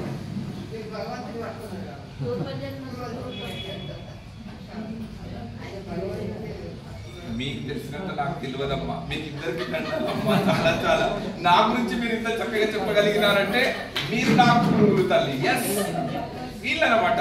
అట్లా మనమందరం అర్జునుడి స్థానంలో ఉండి ఒకసారి విందాం. కృష్ణుడు ఏం చెప్తున్నాడయ్యా అంటే, మీరందరూ కూడా ఎవ్వరికి మరణం లేదు, ఎవ్వరికి మరణం లేదు. బాగా గుర్తుపెట్టుకోవాలి. మనమేమనుకుంటున్నాము, నా వయసు అయిపోయింది, నేను చనిపోతాను. ఇది ఒక మరణ భయం అనేటటువంటిది ప్రతి మనిషిని పట్టి పీడిస్తున్నటువంటి ఒక మాయా. మాయకు బలం ఎక్కువ ఉన్నది. పరమాత్మ ఎట్లున్నాడు? అవ్యక్తంగా ఉన్నాడు, మాయ వ్యక్తంగా ఉన్నది. దైవీ హేషా గుణమయీ మమ మాయా దురత్యయ మామేవ యే ప్రపద్యంతే మాయామేతాంతరంతి తే. చూడండి, నా మాయని దాటడానికి నేను ఎవరిని? జసేపు అనుకోమన్నా కదమ్మా, అనండి. ఏం కాదు, జసేపు కృష్ణ అనండి. మీరెవరు? అర్జునుడు. హే అర్జున, నా మాయ దాటడము ఎవరికి శక్యం కూడా కాదు. నాది అట్లాంటి మాయ. 8 విధాలుగా నా మాయ ఉన్నది. దాన్ని దాటడం ఎవరికి తరం కాదు, ఎవరికి శక్యం కాదు నా మాయని దాటడానికి. మామేవ ఏ ప్రపంచం, నన్ను ఎవడు పట్టుకుంటాడో వాడు ఈజీగా దాన్ని దాటేస్తున్నాడు రా బాబు. ఎందుకు? మాయ ఎవరిది? పరమాత్మ దగ్గర ఉన్నది. కాబట్టి ఆయన మాయాతీతుడు, మాయావి, మాయకు అధిపతి, ప్రపంచానికి భూపతి. సత్తా అది సత్తా. కాబట్టి అది అచంచలమైనది, చంచలం లేదు దాంట్లో. ప్రశాంతంగా ఉంటూ ప్రశాంతత లేని ప్రపంచాన్ని నడిపిస్తున్నాడు పరమాత్మ. అయితే నా మాయ చాలా దాటడం ఎవరికి శక్యం కాదు. నా మాయని మీరు దాటాలంటే ఎవరిని పట్టుకోవాలి? నన్నే పట్టుకోవాలి. అర్జున, మర్చిపోవద్దు నాన్న, నేను నీకోసమే వచ్చి చెప్తున్నాను. ఎందుకంటే నువ్వు మర్చిపోయినావు. ఇంకో దగ్గర అడుగుతాడు, నువ్వు ఎట్లయితావా, నువ్వు నిన్న మొన్న పుట్టినావు, నేను మన ఇద్దరం బరాబరు ఉన్నాము. నీ పుట్టుక నా పుట్టుక సామాన్యమైంది. నువ్వు నా గురించి నేను దేవుణ్ణి అంటావు, నువ్వు అన్ని నేనే నడిపిస్తున్నా అంటావు, నువ్వు ఎట్లా నడిపిస్తున్నావు అడుగుతాడు కదా. ఎక్కడ అడుగుతాడు? 4వ అధ్యాయంలో అడుగుతాడు. అప్పుడు ఆయన చెప్తాడనమాట, బాబు మన ఇద్దరి జన్మలు ఏంటో నేను చెప్తాను. బహూని మే వ్యతీతాని జన్మాని తవ చార్జున తాన్యహం వేద సర్వాణి నత్వం వేత్త పరంతప. అంతా తెలిసిన వాడిని నేనున్నాను ఇక్కడ, ఏమి తెలియని వాడిని నువ్వు ఉన్నావు ఇక్కడ. అర్థమవుతుందాము? ఏమి తెలియని వాడివి నువ్వు ఉన్నావు, అన్ని తెలిసిన వాడిని నేను. కాబట్టి నేను చెప్తున్నాను, నేను బాగా అర్థం చేసుకోవాలి. భగవద్గీత అంటే సామాన్యమేది కాదు. కృష్ణుడికి ఇట్లా చెప్పిండు అర్జునుడికి, నాయన నువ్వు నన్ను పట్టుకుంటేనే నువ్వు దాటగలవు. నువ్వు నన్ను పట్టుకున్నావు, ఇప్పుడు నువ్వు నా గురువు అని అన్నావు కదా. బావా అనలేదు ఆయన, గురువు నువ్వు నన్ను శాసించు, నాకు ఉపదేశింపుము అని అన్న తర్వాతనే 2వ అధ్యాయంలో 7వ శ్లోకంలో అన్న తర్వాతనే ఆయన ప్రారంభించింది చెప్పడం. లేకపోతే ఎవరికి చెప్పడు ఆయన. ఆయన ఎందుకు చెప్తాడు? ఆయనకి ఏమవసరం? మంచిగా తిని తిరిగేటోడు అర్జునుడు, బాగా ధనం సంపాదించుకొని రాజ్యాలు ఏలుకుంటా హాయిగా ఉండక ఆయనకి ఏమి ఈ గతి పట్టింది? ఎందుకు పట్టింది చెప్పండి? నకాంక్షే విజయం కృష్ణ నచ రాజ్యం సుఖాని చ కిన్నో రాజ్యేన గోవింద కిం భోగైర్జీవితేన వా. ఈ రాజ్య సుఖాలు, ఈ ధనము మాయ కదా ఇదంతా. రాజ్యం మాయ, ధనము మాయ. ధనంజయుడు బాగా ధనం కూడా సంపాదించిండు, అన్ని సంపాదించి నేను ఎక్కడ పోతున్నాను అనేటటువంటి ఒక సందేహం అతనిలో కలిగింది. ఇంకా నేను చచ్చిపోతే నా రాజ్యం ఎక్కడ పోతుందో, నా ధనం ఎక్కడ పోతుందో, నా పిల్లలు ఎక్కడ పోతారో, నేను నక్లెస్లు అవి బాగా చేసుకుని దాచిపెట్టుకున్నా కదా, ఇవన్నీ ఎక్కడ పోతాయో ఆభరణాలని ఒక చింత పట్టుకున్నది. కోడలు ఎత్తుకపోతుందో, కొడుకులు దొంగతనంగా అమ్ముకుంటారో, మన్మల్ని ఎత్తుకపోతారో ఒక భయం పెట్టుకున్నది. ఎవరికి? అర్జునుడికి. అలాంటి భయభ్రాంతిలో ఉన్నటువంటి వాడు అర్జునుడు. అలాంటి అర్జునుడికి ఈ సుఖము, రాజ్యము వీటన్నింటి వలన ఏమీ సుఖం లేదు. నా శరీరం పోతే నేను ఎక్కడ పోతున్నాను అనేటటువంటి ఒక అద్భుతమైనటువంటి ప్రశ్న ఉత్పన్నమైంది. ఆ ప్రశ్నకు ఉత్పన్నము కావడమే భవరోగానికి మందు. భవరోగం అంటే చావు పుట్టుక అనేటటువంటిది ఒక రోగం తగులుకున్నది మనకు. ఆయన ఇట్లా పట్టుకొని నిలబడ్డాడు కదా, ఇట్లా చక్రం ఒక చేతులు ఉంటుంది, శంఖం ఒక చేతులు ఉంటుంది, ఇంకో చేతులు ఏముంటుంది? గద. ఒక చేతుల పద్మం ఉంటుంది, హస్తం పద్మం. ఈ 4 చతుర్భుజధారి ఆయన. ఈ కాలచక్రము, ఇగో మనం అందరం ఈ చక్రంలో తిరుగుతున్నాం. చక్రంలో పట్టుకున్నది ఆయన. మరి మనం ఆయనను పట్టుకోవాలన్నా చక్రాన్ని పట్టుకోవాలన్నా? మనం రంగులరత్నం ఎక్కిరు కదా మనం అందరం ఎగ్జిబిషన్లో, బాగా తిరుగుతుంటది. నాకు ఒక్కొక్కసారి అది తిరుగుతుంటే చక్కెర వస్తుంది, కళ్ళు తిరుగుతున్నట్టు, లేకపోతే ఆపరణ అయినా ఎందుకు అన్నట్టు ఇట్లా ఇట్లా అవుతుంటది. మీకు అందరికీ అవుతుందా కదా అట్లా? అప్పుడు ఎవరిని పట్టుకోవాలి మనం? ఆ తిప్పెటాయననే పట్టుకోవాలి. తిప్పెటోడే ఆపగలడు, మిగతా వాడు ఎవరికి శక్తి లేదు. నేను ఎంత ఆపాలని అరుస్తా, ఏడుస్తా, కానీ ఆపేటాయన్ని ఆపుతాడు. అట్లా ఈ ప్రపంచాన్ని నడిపించే చక్రం ఎవరి దగ్గర ఉన్నదో ఆ చక్రధారి మాత్రమే తిరుగుతున్న మనని ఆపగలడు, మన బాధని, మన మురని ఆలకించగలడు. అట్లాంటి తాపత్రయం కలిగింది అర్జునుడికి. ఈ చక్రంలోకి వెళ్ళి బయటపడాలి నేను. ఇది మాయతో కూడుకున్నటువంటి చక్రము. ఈ చక్రం నుండి బయటపడాలంటే ఎవరిని పట్టుకోవాలి? చక్రధరుణ్ణి పట్టుకోవాలి. చక్రధరుడు ఎవరు? వెరీ గుడ్, మీరు చాలా బాగా గుర్తుపెట్టుకుంటున్నారు. ఇట్లా భగవద్గీతను అధ్యయనం చేయాలి. భగవద్గీతలో ఏముంది? ఏం లేదు. భగవంతుడి యొక్క పాట ఉన్నది. నేనేం చేస్తున్నాను? గీతని గీతాశ్రయోహం తిష్ఠామి గీతామే చోత్తమం గృహం గీతా జ్ఞానముపాశ్రిత్య త్రీన్ లోకాన్ పాలయామ్యహం. ఈ 3 లోకాలను నేను ఎట్లా నడిపిస్తున్నా తెలుసా? గీతను ఆశ్రయించి తిష్ట వేసుకొని నేను కూర్చున్నాను. నేను విశ్వాత్మని, నేను ఆత్మని. ఏ ఆత్మని? మీరు అనుకున్నటువంటి జీవాత్మని కాదు. నేను అనంతమైనటువంటి ఆత్మని, విస్తారమైనటువంటి ఆత్మని. నేనే ఉన్నాను, నాకంటే ఈ ప్రపంచంలో వేరుగా ఏమీ లేదు. ఈ 3 లోకాలని నేను పరిపాలిస్తున్నాను. అదేవిధంగా గీత అనేటటువంటి జ్ఞానము ద్వారా 3 లోకాలని నడిపిస్తున్నాను. గీతనే నాకు ఇల్లు, గీతలోనే నేను కూర్చొని నడిపిస్తున్నాను. నేను మరణం లేని వాడిని. కానీ ఈ 3 లోకాలలో ఉన్న వాళ్ళు ఏం చేస్తున్నారు? 3 లోకాలంటే భయపడకండి, నేను మళ్ళీ మీకు సింపుల్ చేస్తాను. మూడు లోకాలు అంటే సాత్విక రాజస తామస గుణాలే మూడు లోకాలు. ఈ లోకాలలోనే తిరుగుతుంటాం మనం. అంటే పొద్దుగాలు లేవగానే సాత్విక గుణంలో మంచిగా ఉంటాం, మంచిగా దండం చేస్తాం. శుక్లాంబరధరం విష్ణుం శనివర్ణం చతుర్భుజం ప్రసన్నవదనం ధ్యాయే సర్వ విఘ్నోపశాంతయే. ఇక మనం ఇది ఒకటి చదువుకుంటాము. ఇక దేవుడికి పొద్దుగాలు లేచి మంచిగా మొత్తము సాత్విక గుణంలో ఉంటాం. జర్ర మధ్యాహ్నం అయ్యే వరకు ఏమైతే మనం అందరం ఇక రజోగుణం. ఎవడు ఇవ్వాలి, ఎన్ని వచ్చినాయి, ఎన్ని పోతున్నాయి, ఎక్కడెక్కడున్నది, ఏ బిడ్డకి ఎన్ని ఇవ్వాలి, అల్లుడేమన్నాడు, కొడుకేమన్నాడు, ఇక అన్నీ. ఇక సాయంత్రం అయితే ఇవన్నీ గుర్తు చేసుకొని తమో గుణంలోకి వెళ్ళిపోతాం అనమాట. ఇక ఉగ్ర రూపం అవుతాం. వాడు ఎందుకు ఇవ్వలేరా, నువ్వెందుకు తేలేరా, నువ్వెందుకు పిలవలేదు, వాడు నన్ను దావత్కు విలువపాయి, వీళ్ళు మాత్రమే పిలిచిర్రు, మా అక్క విలువలే, మా అమ్మ విలువలే. ఇక ఇవే పొద్దుగాలే సాయంత్రం వరకు. ఇక రాత్రి అయితే ఏమవుతున్నారు, మంచిగా పడుకుంటున్నారు, మళ్ళీ పొద్దుగాలు వేసి వెతుక్కుంటున్నారు. ఈ మూడు గుణాలే మూడు లోకాలు. ఇవి ప్రతి మనిషిలో ఉన్నాయి. భగవద్గీత చాలా సరళము, చాలా చిన్నది. మరొకసారి అందరికీ కూడా స్వాగతం సుస్వాగతం. కొంచెం లేటుగా వచ్చినందుకు చాలా ధన్యవాదాలు సార్. ఈ విధంగా ఈ మూడు లోకాలలోనే అందరు తిరుగుతున్నారు. కానీ ఈ అందరూ తిరిగేదానికి ఆధారమై నేనున్నాను. నేను మూలాధారం అని కృష్ణుడు అర్జునుడికి ఈ విధంగా చెప్పిండు అన్నమాట. ఈ మూడు లోకాలని ఎవరు నడిపిస్తున్నారా అంటే పరమేశ్వరుడు. మనం ఎక్కడ ఉన్నాం, చక్రంలో ఉన్నాం. చక్రాన్ని పట్టుకుంటే చక్రంలోనే తిరుగుతుంటాం మనం. అంటే దాంట్లో కూర్చుంటే ఇక తిరుగుతూనే ఉంటాం మంచిగా. ఎక్కినాం కదా మనమే, రంగుల రత్నాల పైసలు ఇచ్చి ఎక్కినాం, మళ్ళా మనం ఉత్తరం కూడా ఎక్కలేదు. మనం తిరుగుతుంటే బాధ అవుతుంది, తిప్పుతుంది అది. అయ్యా జర దండం చేస్తున్నాడు ఆయన, పెద్ద మనిషి కొంచెం ఆపు అంటే ఆ పెద్ద మనిషి ఆపితే అప్పుడు దిగినాం. అట్లా మన ఆర్తి ఆర్తి ఆర్తి మన భక్తి ఎట్లా ఉండాలంటే,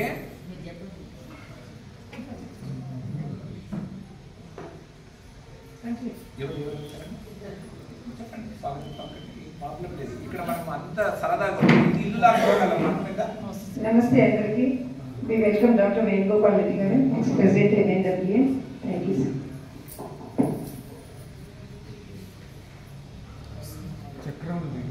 చక్రం తిరుగుతుంది. ఇప్పుడు మన చక్రాలన్నీ తిరుగుతున్నాయి. మనం భూచక్రంలో తిరుగుతున్నాం, అంటే భూమి మీదనే. ఎందుకు తెలుసా? ఆ బ్రహ్మ భువనాల్లోకాః పునరావర్తినోర్జున మాముపేత్యతు కౌంతేయ పునర్జన్మ న విద్యతే. భూచక్రంలో తిరుగుతున్నాం మనం. అంటే చచ్చిపోయి మళ్ళీ ఏమైతే లేదు, చచ్చిపోతే ఏమైతుంది? మనం ఏడుస్తున్నాము. ఎందుకు తెలుసా? సంపాదించి బాగా పెట్టుకున్నాం కాబట్టి అది వదలబుద్ధి అయితే లేదు మనకు. దాన్ని కూడా తీసుకపోతే బాగుండంటాం. ఛాన్స్ లేదమ్మా, దయచేసి ఇవ్వలేమనుకోవద్దు భగవంతుని. అట్లా తీసుకోపోగలిగితే ఇట్లకెళ్ళి ఎంతో మంది తీసుకుపోవాలి.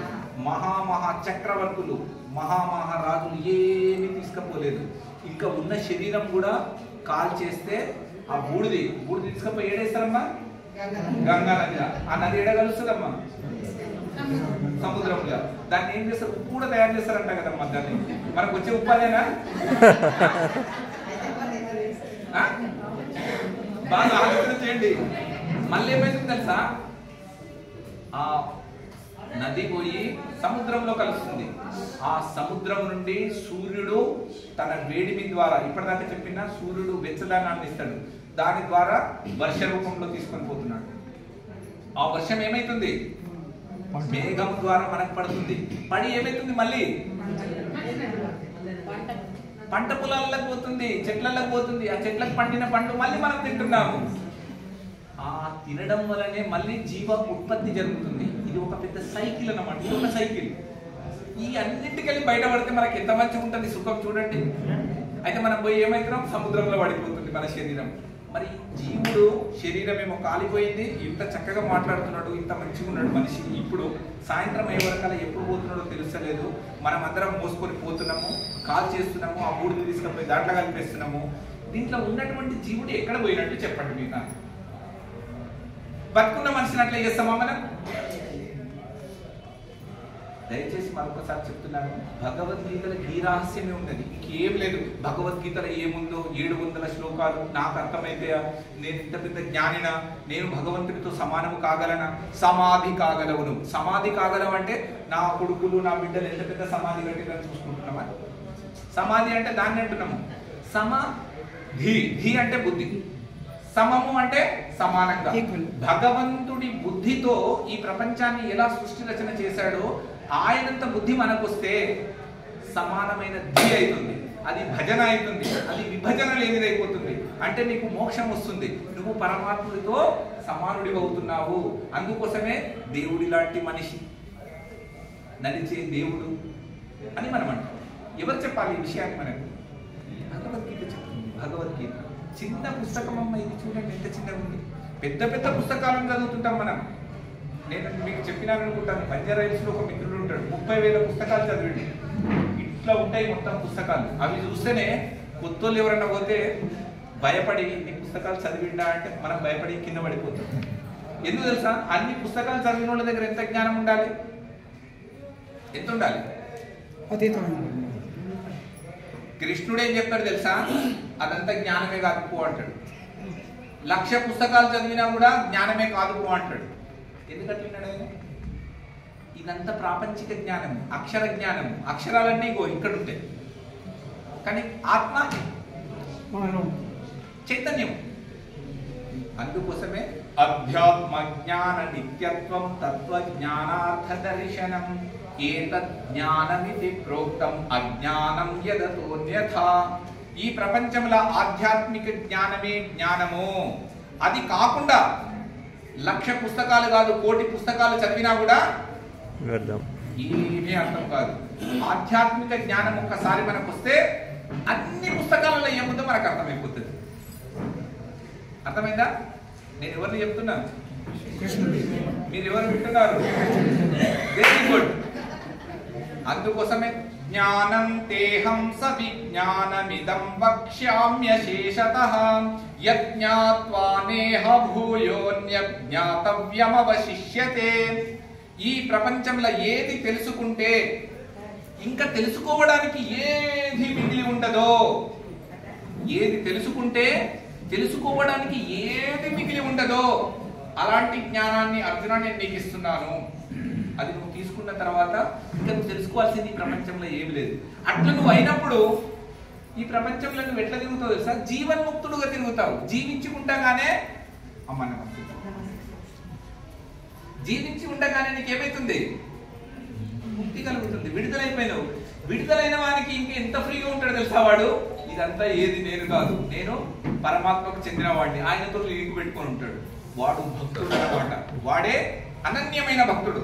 అనన్యాశ్చింతయంతో మాయే జనాః పర్యుపాసతే తేషాం నిత్యాభియుక్తానాం యోగక్షేమం వహామ్యహం. యోగము క్షేమము నా జిమ్మెదారయ్యా, నువ్వు నా వైపు రా. Welcome hey Arjuna. ఆల్రెడీ వచ్చింది కదా, వచ్చింది కాబట్టి చెప్తున్నాను. ఇక్కడ 2-3 ఉంటారు మన శిష్యులు, బాగా అర్థం చేసుకుంటారు. అయితే మీరు నా దగ్గరకు వచ్చింది కాబట్టి నేను చెప్పినాను. చెప్పి ఏం చేసిన? ఈ యొక్క ఏది నీకు చెప్పాలనో నేను చెప్పేసిన. ఎప్పుడు నీకు అర్థమవుతుందో నువ్వు జీవన్ముక్త స్థితిలో ఉంటావు. జీవన్ముక్త స్థితి జీవించి ఉండగానే జ్ఞానం తెలియాలి. అట్లా తెలియకుండా చచ్చిపోయిన తర్వాత వైకుంఠం పోయిండు మా తాత, లేకపోతే ఇంకా దానికంటే పెద్దదేమన్నా ఆడిపోయిండు. నువ్వు వైకుంఠం పోయినా ఏ లోకం పోయినా తిరిగి రావాలి. ఇంతకుముందు ఒకటి చెప్పినాను కదా, శ్లోకం గుర్తుందా? ఆ బ్రహ్మ భువన లోకాః పునరావర్తినోర్జున మాముపేత్యతు కౌంతేయ పునర్జన్మ న విద్యతే. నన్ను పట్టుకోకపోతే మళ్ళా పునర్జన్మ. ఎందుకు పునర్జన్మ? ఆ బ్రహ్మ భువనాల్లో బ్రహ్మతో కూడుకున్నటువంటిది 7 లోకాలు పైన 7 లోకాలు కింద. తెలుసు కదా, 7 14 లోకాలు. మనకు సత్యనారాయణ స్వామి రథమప్పుడు బ్రాహ్మణులు చాలా బాగా చెప్తూ ఉంటారు మనకి. ఏదది? అతల వితల సుతల తలాతల రసాతల మహాతల పాతాల లోకాలు 7. ఇంకా ఏంటమ్మా? 5 లోకాలు ఏమంటారు? భూలోక, భువర్లోక, సువర్లోక, మహర్లోక, జ్ఞానలోక, సత్యలోక, ఆలోక, తపోలోకాలు. ఇవి ఒక 7 లోకాలు, అవి ఒక 7. బ్రహ్మలోకం కూడా ఒకటి. బ్రహ్మలోకం అంటే ఇప్పుడు మనం ఉన్నాం, అందరం బ్రహ్మలోకంలో ఉన్నాం. కానీ నిజంగా బ్రహ్మలోకంలో ఉన్నా అంటే మనము భ్రమల లోకంలో ఉన్నాము. నిజంగా బ్రహ్మలోకంలో ఎవరుంటారు అంటే జ్ఞానులు ఉంటారు. మనం ఏ లోకంలో ఉన్నామో భ్రమ. మనకు ఈ ప్రాపంచిక విషయాలన్నీ భ్రమల్లో పడేస్తున్నాయి. బిడ్డ నువ్వు లేవాలి పొద్దున్నే, పెద్ద ఉద్యోగం, పెద్ద ధనం సంపాదించాలి, పెట్టాలి, నేను పెద్ద పెద్ద ఫ్లైట్లలో తిరుగుతాను. యాక్చువల్గా నేను ఇట్లా అయితేనే ఉంటాను, నేను 5 స్టార్ హోటల్లో అయితేనే ఉంటాను. అమ్మ నీకు ఏం తెలుసమ్మా, ముసలామేవు ఆ కాలంలో ఉండేవు, నీకు ఏం తెలియదమ్మా, నాకు ఈరోజు ఎన్ని తెలుసా, అమెరికా, యుఎస్, జపాన్ ఇట్లా తిరుగుతానమ్మా నేను, నీకు ఏం తెలియదమ్మా అని అంటారు. అంటే వీడిని ఏం చేస్తుంది తెలుసా, ప్రకృతి మోహానికి గురి చేస్తుంది. ఎప్పుడు ధనం సంపాదించాలి, ఏదో కావాలి, లాస్ట్కి ఏమైపోతుందో వానికి తెలుస్తలేదు కదమ్మా. దీనికోసమే మన గురుకులాలు ఉండేవి. ఆ గురుకులాలు ఏం చేసేది, చిన్నప్పుడే ఈ బ్రహ్మజ్ఞానాన్ని ఇచ్చేస్తే వీడు తత్వవేత్త అయితే తత్వంతో కూడుకున్నటువంటి తత్వమసి అనేటటువంటి శబ్దాన్ని ధారణ గనక చేయగలిగితే వీడి జీవితము సరళంగా ఉంటుంది, పూర్ణంగా ఉంటుంది, సంస్కరింపబడుతుంది. వీళ్ళందరూ కూడా మంచి జ్ఞానులయ్యి ప్రపంచాన్ని కూడా సంస్కరిస్తారు అనేటటువంటి ఉద్దేశంతో మన భారతీయ ఋషులు, యోగులు, తత్వవేత్తలు, మహర్షులు మనకు ఇట్లాంటి జ్ఞానాన్ని ఇచ్చారు. అది ఇప్పుడు లేకుండా పోయింది. ఇప్పుడు భగవద్గీత చదివితే ఏమంటారు తెలుసా, వీడికి ఏదో పట్టుకున్నది వేదాంతం, వీడు భగవద్గీత పట్టుకొని తిరుగుతుంటాడు, ఈ వయసేనా, అది ఎప్పుడు రావాలి, రిటైర్డ్ అయిన తర్వాత భగవద్గీత పట్టుకొని ఆడ ఏమన్నా కూర్చుంటే పెన్షన్ వస్తుంటది, తినుకుంటా భగవద్గీత ఇట్లా చూసుకుంటా అప్పుడు కూర్చోవాలి అనేటటువంటి రోజులు వచ్చినాయి. ఇప్పుడు నిజంగా అట్లా ఉన్నదా అమ్మా? ఎప్పుడు నేర్చుకోవాలి దీన్ని?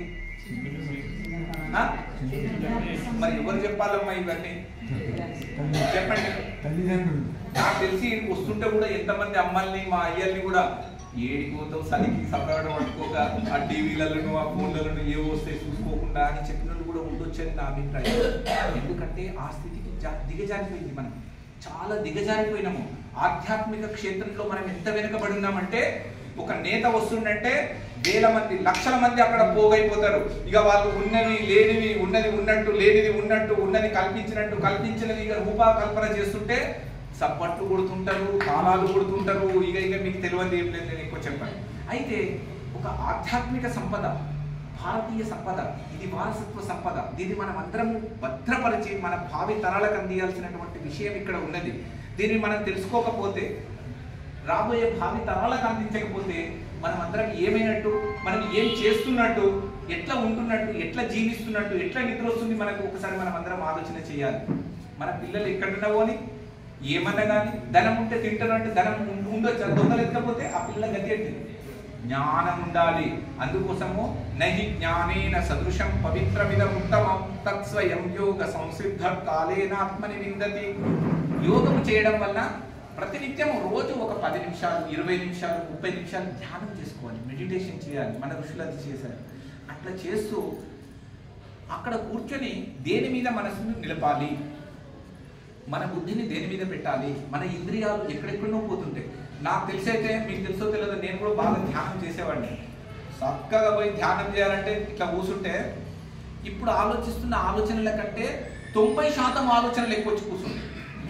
ఎవడు ఎగ్గొట్టిండో వాడు గుర్తొస్తాడు, ఎవడు మోసం చేసిండో వాడు గుర్తొస్తాడు, లేకపోతే అత్తమామ ఇస్తాన్న కట్నం ఇవ్వకపోతే వాళ్ళు గుర్తొస్తారు, లేకపోతే అమ్మ నాయన ఏం సంపాదించలేదని వీళ్ళని తిడతాం. ఇదే గుర్తొస్తుంది. అన్నదమ్ములు, బావుబామార్దులు, అక్క చెల్లెళ్ళు, సమాజము, పక్కోడు బాగుపడే, నేనేమో ఏడవ పడితే ఇవే లోకంలో ఉన్నాయి. ఎక్కడున్నామమ్మా మనం అందరం? బ్రహ్మలోకంలో ఉన్నామా, భ్రమలోకంలో ఉన్నామా? ఈ భ్రమల నుండి మనం బయటపడాలంటే బ్రహ్మని వెతుక్కోవాలి. అల్ప చైతన్యము కలిగినటువంటి మనము అనంత చైతన్యముతోటి కనెక్ట్ కావాలి. దానిని యోగము అంటారు, గుర్తుపెట్టుకోవాలి. మనం ఏం చేస్తున్నాము, అల్పమైనటువంటి చైతన్యము కలిగిన మానవుడు జడాన్ని పట్టుకున్నాడు. జడము అంటే మాట్లాడు, జడం అంటే చెప్పినా కదా, భూమి రాపో నలో వాయు ఖమ్మనో బుద్ధిరేవచ అహంకారయితి యమ్మే భిన్నా ప్రకృతిరష్టధా. 8 జడాల గురించి చెప్పిండు కృష్ణ పరమాత్మ. ఇవన్నీ భగవద్గీత శ్లోకాలు. మీరు ఎక్కడ పోవద్దు. మీరు అందరు ఎవరు తెలుసు కదా, మీ అందరికి ఇప్పుడు అర్జునుడు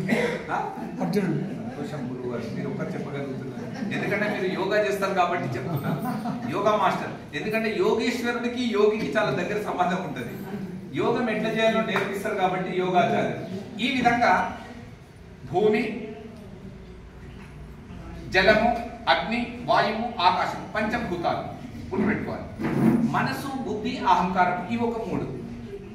ఈ 5 కంటికి కనబడుతున్నాయి. ఇది అంతఃకరణము సూక్ష్మ శరీరం కనబడతలేదు. వీటిని జడము అంటారు. 8 అంటే బాగా గుర్తుపెట్టుకోవాలి. ఈ 8 జడములు. ఈ జడాన్ని పట్టుకొని పరమాత్మ నడిపిస్తున్నాడు. నడిపించట ఆయన ఎవరు? పతి. ఇల్లు ఎవరు నడిపిస్తారమ్మా? ఈ 8ని పెట్టి కృష్ణుడికి 8 మంది భార్యలు అని చెప్తారు. ఆయన పోషిస్తున్నాడు కాబట్టి. ఆయనకు అట్లా భార్యలు లేరమ్మా. అవు నెమ్మదిగా పెట్టుకున్నాడు పెట్టుకున్నాడు. ఆయన బ్రహ్మచారి నిజంగా చెప్పాలంటే. అంటే కుటుంబంలో ఉంటూ కూడా ఒక బ్రహ్మచర్య వ్రతాన్ని పాటించాడు. బ్రహ్మచర్య వ్రతము అంటే ఆ పరబ్రహ్మను తెలుసుకునేటటువంటి వ్రతాన్ని బ్రహ్మచర్య వ్రతము అంటారు. కృష్ణుడే నేర్చుకున్నాడు. మరి మాకేంటి, మేము స్త్రీలం కదా అని మీకు ఒక డౌట్ వస్తుంది. భగవద్గీతలు రాసిపెట్టిండు ఆయన. మాం హి పార్థావ్యపాశ్రిత్య ఏపి స్యుపాపయోనయః స్త్రియో వైశ్యాస్తథా శూద్రాస్తేపి యాంతి పరాం గతిం కిం పునర్బ్రాహ్మణాః పుణ్యా భక్తా రాజర్షయస్తథా అనిత్యమసుఖం లోకం ఇమం ప్రాప్య భజస్వ మాం. అర్థమైందా? అర్థమైందా? మాం హి పార్థ వ్యపాశ్రిత్య, నన్ను మీరందరూ ఆశ్రయించి ఎప్పుడైతే ఉంటారో, ఎవరు? స్త్రీలు, అర్థమైందా? వైశ్యులు, బ్రాహ్మణులు, ఇంకా నీచాతి నీచి కులములలో అంటే అనగారిన ఒక గ్రామ ప్రదేశాలలో ఉండే వాళ్ళకు కూడా మోక్షం ఉన్నది నాయన. మీరందరూ కూడా నన్ను ఆశ్రయించండి అని చెప్తున్నాడు. స్త్రీలను ఎక్కడ పక్కకు పెట్టలేదమ్మా. ఎవరైనా అట్లా పక్కకు పెడితే వాళ్ళు తప్పు చేసిన వాళ్ళు. ఎక్కడ కూడా భగవద్గీతనే చెప్తుంది. ఇంకా వేదం దాకా ఎందుకు పోదాం మనం? ఇంకా దీనిపైన చాలా మనకు ఉన్నాయి. ఉపనిషత్తులు ఉన్నాయి, దర్శనాలు ఉన్నాయి, వేదాలు ఉన్నాయి, చాలా పెద్ద. అవన్నీ తీసుకొచ్చి కృష్ణుడు ఏం చేసిండంటే మిమ్మల్ని భ్రమలకి వెళ్ళి బయట పడేస్తే ఒక పెద్ద పని అయిపోతుంది. ఈ కలియుగంలో అన్ని చదవాలంటే ఎంత కష్టం. ఒక వేదం చదవడానికి 12 సంవత్సరాలు పడుతుంది. మరి 4 వేదాలు ఉన్నాయి. ఎన్ని సంవత్సరాలు పడుతుంది? ఉపనిషత్తులు ఉన్నాయి మనకి. ఇంకా ఒక 1800 ఉపనిషత్తులు ఉన్నాయి. జస్ట్ మనకు శంకరాచార్యులు వచ్చి దాన్ని, ఆయన కూడా ఒక మహాత్ముడు కదా. మహాత్ముడు ఇట్లనే వస్తుంటారు, మన మధ్యలోనే ఉంటారు. ఎక్కడ లేరు. జీవన్ముక్తులు కూడా మన మధ్యలోనే ఉంటారు. వస్తారు, ఇలా చెప్తారు, ఇలా వెళ్ళిపోతారు. అలా సార్. అట్లా 10 ఉపనిషత్తులు మనకు పెట్టారు. ఈశ, కేన, కఠ, ప్రశ్న, ముండక, మాండుక్య, ఐతరేయ, తైత్తిరీయ, బృహదారణ్యక, చాందోగ్య ఉపనిషత్తులు మనకు ఉన్నాయి. ఈ 10 ఉపనిషత్తుల సారం ఏంటి తెలుసా? భగవద్గీత. ఈ భగవద్గీత చాలా సులువు, అమూల్యము, స్పష్టం, సరళం. మరి ఇంత చిన్నదాన్ని తెలుసుకుంటే అంతా తెలిసిపోతుందని అంటున్నాడు ఆయన. మరి ఏం తెలుసుకోవాలన్నా మనము ఎందుకు తెలుసుకోలేకపోతున్నాము? ఎందుకు మన వాళ్ళు ఇట్లా చెప్పలేకపోతున్నారు? బాహ్య ప్రపంచంలో ఎప్పుడు చూసినా ఇంకా సంసారమేనా మనకు?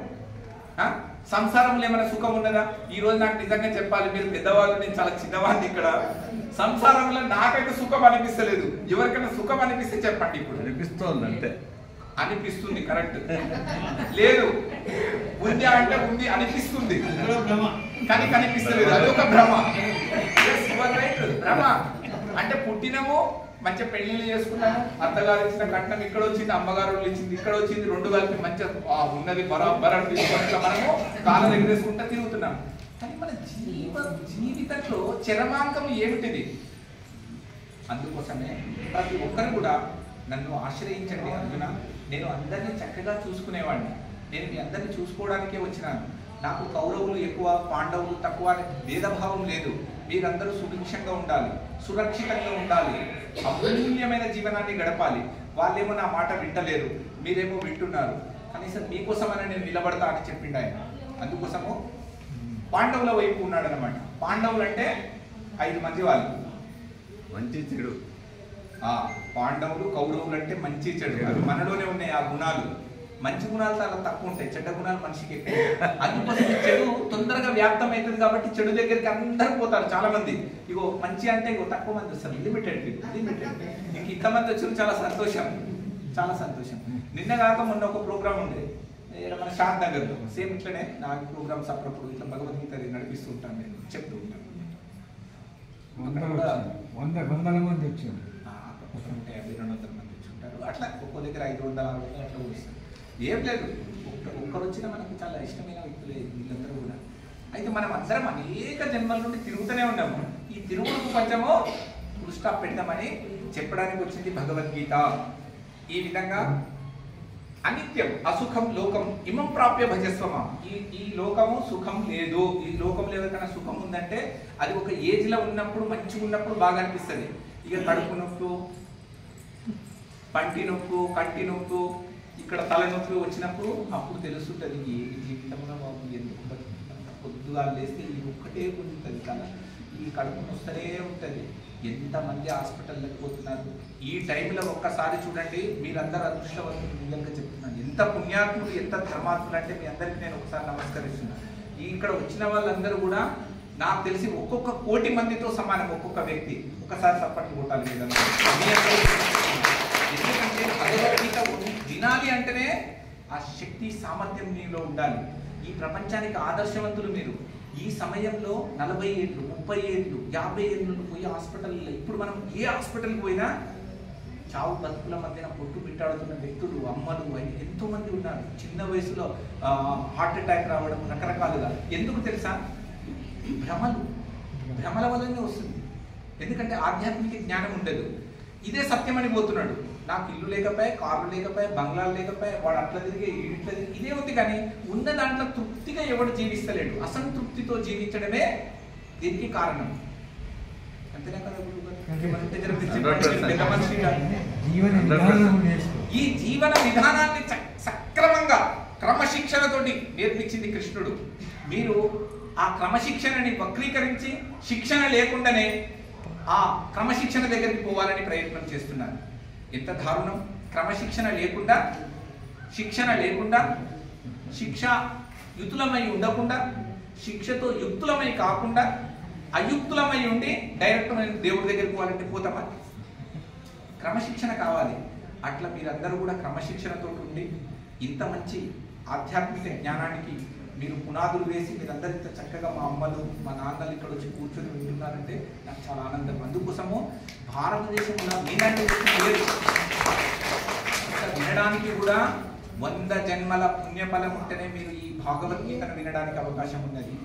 అట్లా అనేక జన్మల నుండి మనం అందరం వస్తున్నాము. అయితే ఈ లోకము అనిత్యం, నిత్యమైంది కాదు. లోకం సత్యమైంది కూడా కాదు. ఇది ఎప్పుడు మార్పు చెందుతుంది. ఇట్లా తెలుసుకొని మీరందరూ నన్ను భజించండి రా నాన్న అని కృష్ణుడు అర్జునుడికి చెప్పినటువంటి జ్ఞానము భగవద్గీత. కృష్ణుడు అర్జునుడు ఇదే పని చేసిండు. మనమేమనుకుంటాం, యుద్ధం చేయలేకపోయినాము, కౌరవ పాండవులతో ఇంకా నేను చంపేస్తాను, చేసేస్తాను అని వచ్చిండని మనం అనుకుంటున్నాం. అది ఓకే, ఆ టైంలో జరిగింది వాస్తవమే. కానీ ఈ రణరంగంలో, ఈ యుద్ధంలో మనం అందరం ఉన్నాము. మన పరిస్థితి ఏంటిది? మనకు కూడా జ్ఞానం కావాలన్నా వద్దా? అందుకోసము మనిషి యొక్క మాన్యువల్ ఏదైనా ఉందంటే అది భగవద్గీత. దీంట్లో ఉన్నట్టు కనుక మనిషి జీవిస్తే చక్కగా పనిచేస్తుంది. ఒక లైట్ కొన్నాం, మాన్యువల్ వచ్చిందంటే దాంట్లో చెప్పినట్టు చేస్తే ఏమవుతుంది? చక్కగా పనిచేస్తుంది. కాకుండా చేస్తే పనికి రాకుండా. అందుకోసం ఇక్కడ నేను నిలబడ్డాను. అర్జున, నువ్వు నన్ను మాత్రమే పట్టుకోవాలి. నువ్వు చక్రాన్ని పట్టుకుంటే చక్రం నా చేతిలో ఉన్నది, తిప్పేవాడిని నేను, ఇంకేం ప్రాబ్లం లేదు. అందుకోసం నువ్వు చక్రం నుండి బయటపడాలి. బయటపడితే ఏమవుతుంది? నేను దొరుకుతున్నాను. నేను దొరికితే నువ్వు ఏమైపోతున్నావు? నువ్వు నేనే ఒకటే అవుతున్నావు. ఎక్కడ చెప్పిండు భగవద్గీతలో? వృష్ణీనాం వాసుదేవోస్మి పాండవానాం ధనంజయః మునీనామప్యహం వ్యాసః కవీనాముషనా కవిః. వినేవాడివి నువ్వు, నా నుండే వచ్చినావు. అంటే నేను సర్వవ్యాపకుని కదా, ఆత్మని. నా నుండి వచ్చి నువ్వు మర్చిపోయినావు నన్ను. నువ్వు నాలోకి వస్తే నేను నీవే, నీవు నేనే. మరి వ్యాసుడెవరు? వ్యాసుడు ఎందుకంటే అన్ని రచించిన నేనే. ముషనా కవి, శుక్రాచార్యుని, దేవతల గురువుని, ఆయనను కూడా నేనే. అన్ని ఒక్కడే అయ్యి తాను ఒక్కడుగా నడిపిస్తున్నాడు ఈ ప్రపంచాన్ని. ఆ ఒక్కడెవడో, ఆ ఒక్కడిని పట్టుకుంటే మన బాధలు పోతాయి. మనం ఏం చేస్తున్నాం తెలుసా? మన అమ్మని పట్టుకుంటున్నాం, మన నాయనని పట్టుకుంటాం. వీళ్ళు ఉంటలేరు, పోతుర్రు. మనం కూడా పోతున్నాం. ఏడుదాకా ఆడదాకా పోతున్నాం, ఏడుస్తున్నాం, వస్తున్నాం. మరి మనం ఎవరిని పట్టుకోవాలి? అనంతుణ్ణి పట్టుకోవాలి. అజ్ఞానానికి జ్ఞానానికి రెండింటికి కూడా అధిపతి ఆయన ఒక ఆయన ఉన్నాడు, అతీతుడు. ఆ అతీతుడు ఏడ ఉన్నాడంటే అక్కడ ఉన్నాడా? ఈశ్వర సర్వభూతానాం హృద్దేశేతున తిష్ఠతి భ్రామయన్ సర్వభూతాని యంత్రారూఢాని మాయయా. ఈ నా మాయ చేతనే యంత్రంలాగా తిప్పుతున్నారు. నేను ఏ 8 ఉన్నాయి కదా, గుర్తుపెట్టుకో. గుర్తు పట్టుకోవాలి, పెట్టుకోవాలి. అష్టదా ప్రకృతి ఉంది కదా మనకు, మనసు బుద్ధి అహంకారం. ఇప్పుడు నేను కొంచెం మిమ్మల్ని డైవర్ట్ చేస్తాను. మనలో నిజంగా ఏమున్నాయి, మనం ఏం పట్టుకోవాలి, ఏమి వదలాలో కొంచెం చెప్పడానికి ప్రయత్నం చేస్తాను. పట్టుకోండి, భగవద్గీతలోనే ఉంది. ఇప్పుడు అష్టదా ప్రకృతి అని చెప్పిన కదా, ప్రకృతి అనేటటువంటిది జడము, చైతన్యము నేను, ఈ శరీరము జడము, శరీరంలో ఉన్నవాడు చైతన్యం. ఈ చైతన్యానికి జడానికి మధ్యన ఏమి సంఘర్షణ జరుగుతుందయ్యా అంటే, చైతన్యమేమో ఎప్పుడు చైతన్యంగానే ఉంటుంది, అది వెళ్ళిపోతుంది, శరీరం జీర్ణమైపోతుంది, శరీరం పడిపోతుంది.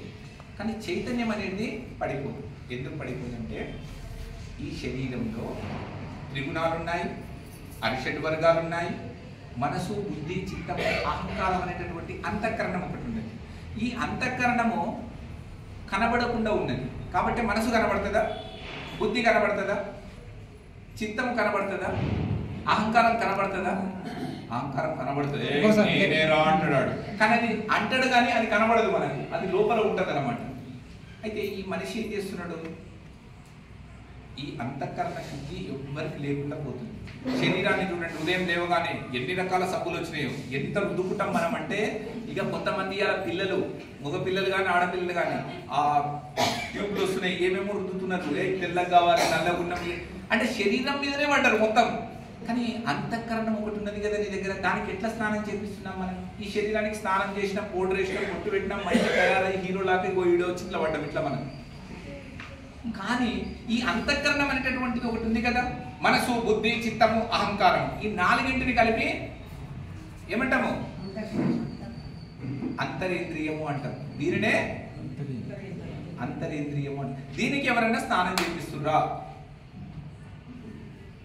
దీనికి ఎవరైనా స్నానం చేపిస్తున్నారా? అంతఃకరణ శుద్ధితో నేను మాట్లాడుతున్నాను అంటారు. ఈ అంతఃకరణమే మనసు బుద్ధి చిత్తము అహంకారం నాలుగు కలిసి అంతఃకరణమైంది. అది సూక్ష్మ శరీరము. దీనికి ఎవరైనా ప్రతినిత్యం స్నానం చేపించడం ఇక్కడ ఉంటే వాళ్ళందరికీ నా హృదయపూర్వక ధన్యవాదాలు. మరొకసారి అంతఃకరణానికి స్నానం చేయించే వాళ్ళే బుద్ధిమంతులు. అంతఃకరణానికి స్నానం చేయించకుండా ఓన్లీ శరీరానికి మాత్రమే స్నానం మంచి బట్టలు చేసేవాళ్ళు అంతఃకరణ శుద్ధి లేని వాళ్ళే. బాగా గుర్తుపెట్టుకోవాలి. మరి అంతఃకరణానికి ఎవరు స్నానం చేపిస్తారు? ప్రయత్నం కాదు. భగవద్గీత నేను మళ్ళీ చెప్తున్నాను, ఒక్క అక్షరము కూడా తప్పు లేదు. ఒక్క అక్షరం ఎవరైనా తప్పు చూపిస్తే భగవద్గీతలో, నేనైతే భగవద్గీత చెప్పడమే మానేస్తాను. ఎందుకంటే నేను భగవద్గీతని అంత క్షుణ్ణంగా అధ్యయనం చేసి చెప్తున్నాను. భగవద్గీత మీకు ఏదో సరదాగా చెప్తున్నాడు, చాలా సరదాగా ఉంది అని మీరు అనుకోవచ్చు. కానీ నేను చెప్పే స్టైల్ వేరు. ఎందుకు ఆ స్టైల్ అంటే, కృష్ణుడు ఆ రోజు ఆ కాలం ఉన్నాడు కాబట్టి అట్లా చెప్పింది. నా ఇష్టం, నేను నా సబ్జెక్ట్ కాబట్టి నేను ఇట్లా చెప్తాను, నా ఇష్టం అని మీరు అంటారు కదా కృష్ణుడు అని అన్న రాలేదని. అందుకోసం సరదాగా చెప్తున్నాను. కృష్ణుడు అర్జునుడికి చెప్పిన బోధనే నేను మీకు చెప్తున్నాను, సరదాగా చెప్తున్నాను. అట్లా ఎక్కడున్నాము? అంతఃకరణం దగ్గర శుద్ధి. అంతఃకరణం ఏం చేస్తుంది? అంతఃకరణ శుద్ధి ఎవరైనా చేసుకుంటున్నారు? ప్రశ్నలు ఇట్లుంటాయేమో. ఇప్పుడు మనము నిన్న మొన్న కూడా భాషణల్లో పెద్ద పెద్ద మహానుభావులు మాట్లాడు, అంతఃకరణ శుద్ధితో నేను ప్రమాణం చేస్తున్నాను, నా భారతదేశమును సుసంపన్నమైన దేశమును, నా సార్వభౌమాధికారత్వాన్ని కాపాడడం కోసమే. అసలు ఆ పలుకులు పలుకుతున్నారు కానీ ఆ పలుకు వెనక ఉన్నటువంటి శక్తిని ఎవరైనా గ్రహిస్తున్నారా? ఇది నా ప్రశ్న తల్లి. అంతఃకరణతో ఎవరైనా జీవిస్తున్నారా? అంతఃకరణ సంయుక్తంతో కూడుకొని భాషణం చేస్తున్నారా ఎవరైనా అని నా ప్రశ్న. లేరు. ఎందుకు లేరంటే,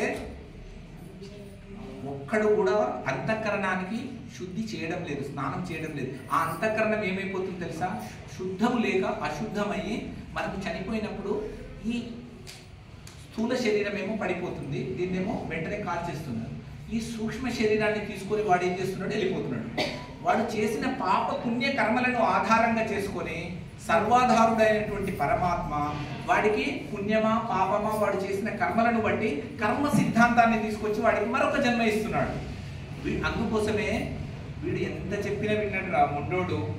మనం ఇట్లా ఇదే అంటుంటాము, బాగా గుర్తుపెట్టుకోండి. మొండోడు రా వీడు. ఎందుకు? పూర్వజన్మ వాసనలు ఉన్నాయన్నమాట. వాసన అంటే ఏంది? జన్మ కర్మ. ఆ కర్మ ఎట్లా ఉన్నది? వాసనలతో ఉన్నది. మళ్ళీ ఏమైతుంది? మళ్ళీ జన్మ, మళ్ళీ కర్మ. ఇదే తిరుగుతున్నాడు సర్కిల్.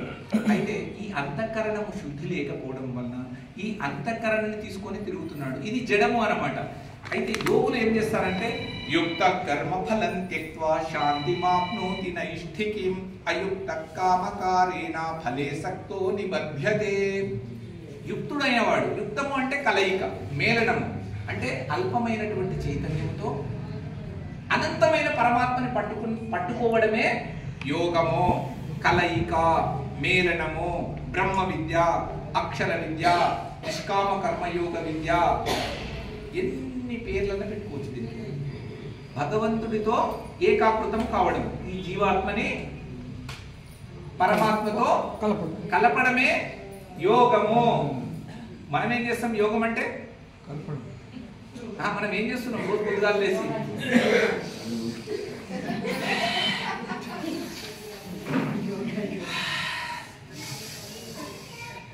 ఈ రోజైతే చేసి వచ్చిన, ఈ రోజు ఒక రొట్టె ఎక్కువ తినొచ్చు, మనం ఒక ఇడ్లీ ఎక్కువ తినొచ్చు. ఎస్ యోగా. నిజంగా మీరు అందరూ యోగా మాస్టర్లు కాబట్టి చెప్తున్నారు. ఈ యోగం మంచిదే, శరీరం బాగుంటుంది. కానీ ఎన్ని రోజులు ఉంటుంది? ఎన్ని రోజులు ఉంటుంది? 126 సంవత్సరాలు ఉంటుంది. ఉంటుందా?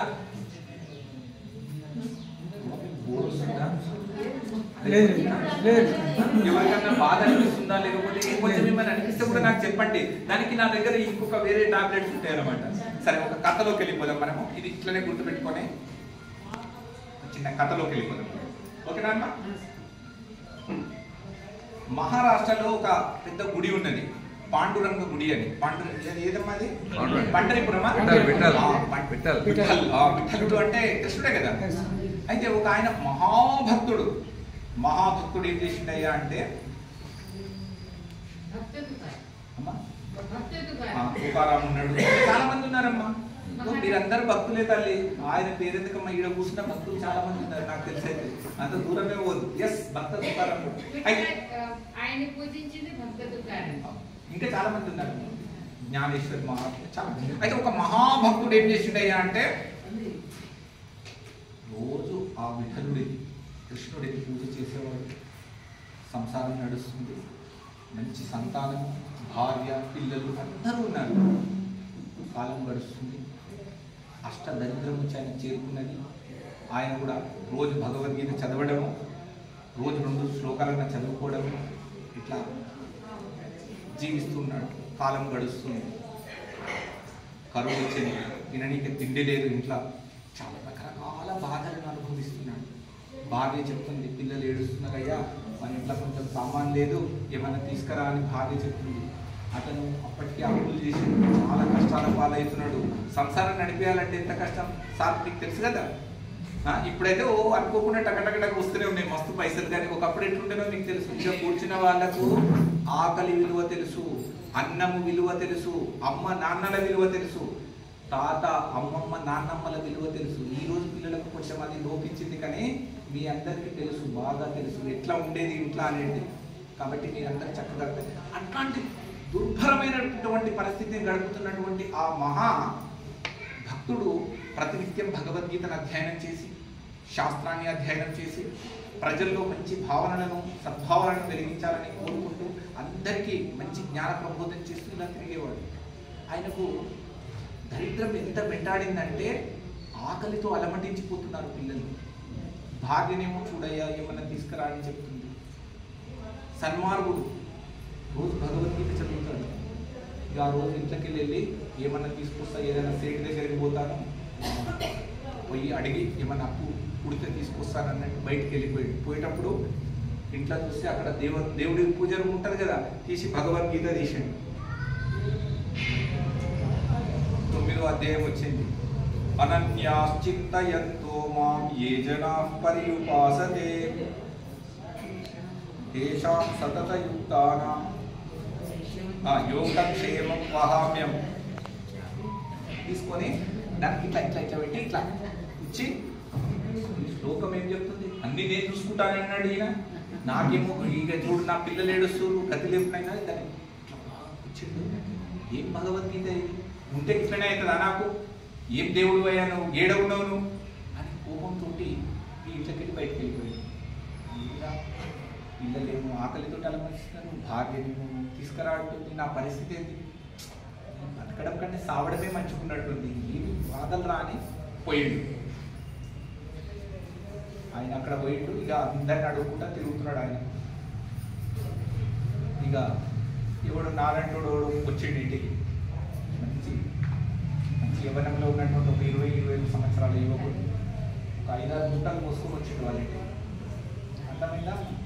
వచ్చి ఇక వాళ్ళ ఇంటికాడ, అమ్మ నమస్తే తల్లి, నమస్తే నాయన, ఎవరు నాయన నువ్వు? పెద్ద మనిషి పంపించిండమ్మా, ఇగో ఈ మూటలన్నీ, ఓహో మా ఆయన పోయిండు కదా, ఇవన్నీ దేనికే పంపించినట్టున్నాడు అని అన్నీ తీసుకుంటాయి. చూస్తే బియ్యము, పప్పులు, ఉప్పులు, అది ఇంకా జరగడం ముందుకు పోతే వజ్ర వైడూర్యాలు, బంగారం, అరే ఇవి ఎట్లా పంపించిండు ఇవన్నీ? ఆశ్చర్యచకితురాలు అయిందాన్ని. ఆయన ఇవన్నీ పంపించిండండి. అవునమ్మా ఇవన్నీ పంపించాడు, తీసుకోండి అని ఇచ్చాడు. ఇచ్చి ఆయన ఏం చేసిండు, ఇంకా ఆడికెళ్ళి వెళ్ళొస్తా తల్లి, మా సేట్ పిలుస్తాడు, నేను ఆ దుకాణంలో పని చేస్తా, ఇవన్నీ పంపించి తీసుకొని పోతూ ఉంటే మొత్తం రక్తం, రక్తం. నాయన ఆగు, ఎవరు నీవు? అమ్మ షాప్లో పని చేస్తాను, పంపించాడు పెద్ద మనిషి. వచ్చిన రక్తం వస్తుంది, ఏమన్నా మందు రాస్తాను, ఎవరు నువ్వు, ఇంత రక్తం వస్తుందంటే ఏం లేదమ్మా, పొద్దుగాల మా ఎవరు కూర్చుండు కదా ఇక్కడ అనన్యాశ్చింత ఎంతో మా మీద, పొద్దుగాల కోపం వచ్చి తొందరగా పోతలేవని కోపం వచ్చి నన్ను ఇగో దీంతో ఇట్లా కూర్చుండమ్మా, ఆ రక్తం అట్లా వస్తుంది, ఏం కాదమ్మా, ఆగాగు నేను మందు తెస్తాను, లోపలికి కానిపోయింది. తీసుకొని వచ్చే వరకల్లా మాయమైపోయింది, కనిపిస్తుంది. అది ఎక్కడ ఎక్కడ ఎక్కడ అంటే ఇక ఇంటి పెద్ద మనిషి వస్తున్నాడు, ఆ మహాభక్తుడు ఇంటికి ఏడ్చుకుంటా, చచ్చిపోతే బాగుంది, ఏం చేయాలి, ఇంటికి పోయి ఏం చెప్పాలి? ఏమయ్యా వచ్చినావా, ఇగో మనం బాగా పంపించిన సమానం, ఇది వచ్చింది, అది వచ్చింది, బంగారం కూడా వచ్చింది. అదే అరే ఇవన్నీ ఎట్లు వచ్చినాయి, నేనేం పంపించలేదు, ఎట్లు వచ్చినాయి అని ఆశ్చర్యచకితుడైంది. అప్పుడు ఆమె చెప్తుందనమాట, ఎవరో ఒక పిల్లగాడు వచ్చిండు, నువ్వు ఆయన కొట్టినవు కూడా అంట, బాగా ఇట్లా కూర్చున్నావు, బాగా రక్తం కూడా వస్తుంది, ఒక అంత దుర్మార్గంగా చిన్న పిల్లగాని అట్లా చేస్తావా నువ్వు అంటే. అతను పోయి ఇలా గుడి చూస్తే పుస్తకం, అప్పుడు ఈ పుస్తకం లేదు, తాటిపత్ర గంట. ఇట్లా చూస్తే ఏదైతే కూర్చుండో ఆ కూర్చున్నట్టు కూడా లేదనమాట దానికి. మళ్ళీ యథావిధిగా అయింది. ఓ కృష్ణ, హే పండరినాథ అని ఆశ్చర్యచకితుడయ్యి, భగవంతుడిని నమ్ముకుంటే అన్నీ వస్తాయి కదా అనేటటువంటి ఒక మహా ప్రజ్వలమైనటువంటి ఉజ్వలమైనటువంటి ఒక క్రాంతికారికమైనటువంటి తత్వాన్ని ప్రజలకు అందజేసిండు. అట్లాంటి భక్తులకు ఇట్లాంటి సంపదలన్నీ వచ్చాడపడతాయి అన్నమాట. ఆయన కృప ఉండాలి.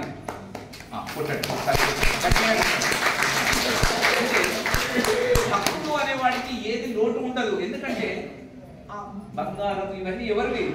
అష్టద ప్రకృతి కదా. ప్రకృతి ఎవరి చేతిలో ఉన్నది? పరమాత్మ చేతిలో ఉన్నది. నువ్వు మంచి పనులు చేసుకుంటా సద్బుద్ధితో ఉంటూ పరమాత్మని ఆశ్రయంలో ఉంటే నీకు అన్ని వచ్చేస్తాయి.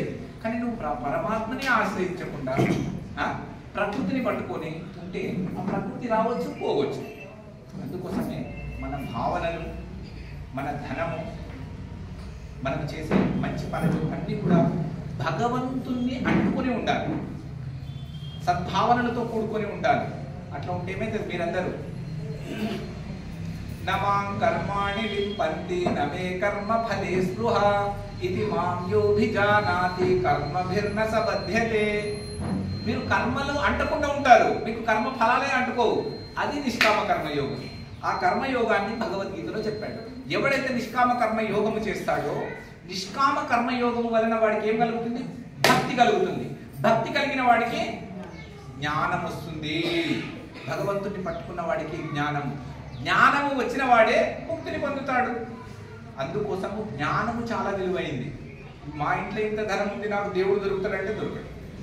ఎందుకంటే నువ్వు పూర్వజన్మంలో కానీ ఈ జన్మంలో కానీ ఎంత దానాలు, అన్నదానము, లేకపోతే మంచి తపస్సు, యజ్ఞము, యోగము ఇవన్నీ చేసినావు కాబట్టి నీకు సంపదలు వచ్చాయి.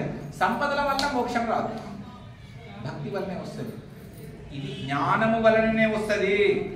జ్ఞానము వలన వస్తుంది. నహి జ్ఞానేన సదృశం పవిత్రమిద ఉత్తమం. దాన్ని మించినటువంటిది ఇంకొకటి లేదు. అందుకోసం మనము జ్ఞానాన్ని సంపాదించాలి. ఈ ప్రపంచంలో ఏదైనా సంపాదించాలంటే జ్ఞాన ధనము గొప్పదా, ధనము గొప్పదా? ఇప్పుడు ఎవరిని అడిగినా చెప్తారు. నువ్వు ఎంత పెద్ద చదువుకున్న వ్యక్తి దగ్గరికి పోయి చదువు గొప్పదా, జ్ఞానం గొప్పదా, చదువు గొప్పదా లేకపోతే ధనం గొప్పదా అని అడిగినామనుకో, ఎవరిని అడగండి లోకంలో, చదువురాని వాళ్ళని అడిగినా కూడా జ్ఞానం గొప్పదా ధనం గొప్పదా అమ్మా అంటే ఏం చెప్తారమ్మా? జ్ఞానమే గొప్ప. ఎందుకు? విద్యా దదాతి వినయం వినయాధ్యాతి పాత్రతాం పాత్రత్వాధనమాప్నోతి ధనాధర్మం తత సుఖం. ఎక్కడ నుండి వస్తుంది? ఆలోచన చేయండి మీరందరూ. నేను ఇట్లా ఎన్ని గంటలన్నా మాట్లాడగలను, కానీ ఓపిక కూడా ఉండాలి కదా మనుషులకు. మీ అందరినీ దృష్టిలో పెట్టుకొని కూడా నేను నడవాలి. కాబట్టి ఈ ప్రపంచంలో జ్ఞానధనాన్ని మీరు సాధించాలి, పరిశీలించాలి, పరిశోధించాలి. అది భగవద్గీతలో పరిపూర్ణంగా ఉన్నది.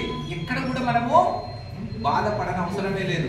అందుకోసమే నువ్వు ఎన్ని జన్మలెత్తిన ఆ బ్రహ్మ భువనాల్లోకాహ ఈ దాంట్లో నుంచి పడతావు లోకంలో. ఈ లోకంలో పడకుండా చావు పుట్టుకలు లేని స్థితిని నువ్వు పొందాలంటే ఏం చేయాలి? మనము తటస్థంలో ఉండాలి. అంటే పుణ్యానికి పాపానికి అతీతంగా ఉండాలి. ఈ రెండు కూడా నిన్ను బంధిస్తున్నాయి. పుణ్యము నిన్ను బంగారు సంఖ్యలతో కట్టేస్తే, పాపము నిన్ను ఇనుప సంఖ్యలతో కట్టిస్తుంది. రెండు బంధనాలే. అంటే నేను లక్షల కోట్లకు అధిపతిని అయినా అని అనుకున్నా కూడా వాడు బంధంలోనే ఉన్నాడు. చిలక బంగారు మంచాలలో పెట్టినట్లే. అట్లా ధనవంతుడైనా ధనహీనుడైనా ఎవరైనా కూడా ఈ యొక్క ప్రకృతి అనే మాయలో చిక్కుకున్నాడు. ఈ చిక్కుబడి నుండి మనము బయటపడాలంటే పరమేశ్వరుడే మనకు దిక్కు, ఆయన ఆధారము. ఆ ఆధారమే భగవద్గీత. అర్థమైంది కదా? అందుకోసం మనం ఏం చేయాలి? యుక్తులమై ఉండాలి, కలిసి ఉండాలి భగవంతుడు. దానిని యోగము అంటారు, దానినే సాక్షాత్కారము అంటారు, దానినే విద్య అంటారు, దానిని బ్రహ్మ విద్య అంటారు, దానిని అక్షర విద్య అంటారు. అక్షరం అది అంటే నశించదు.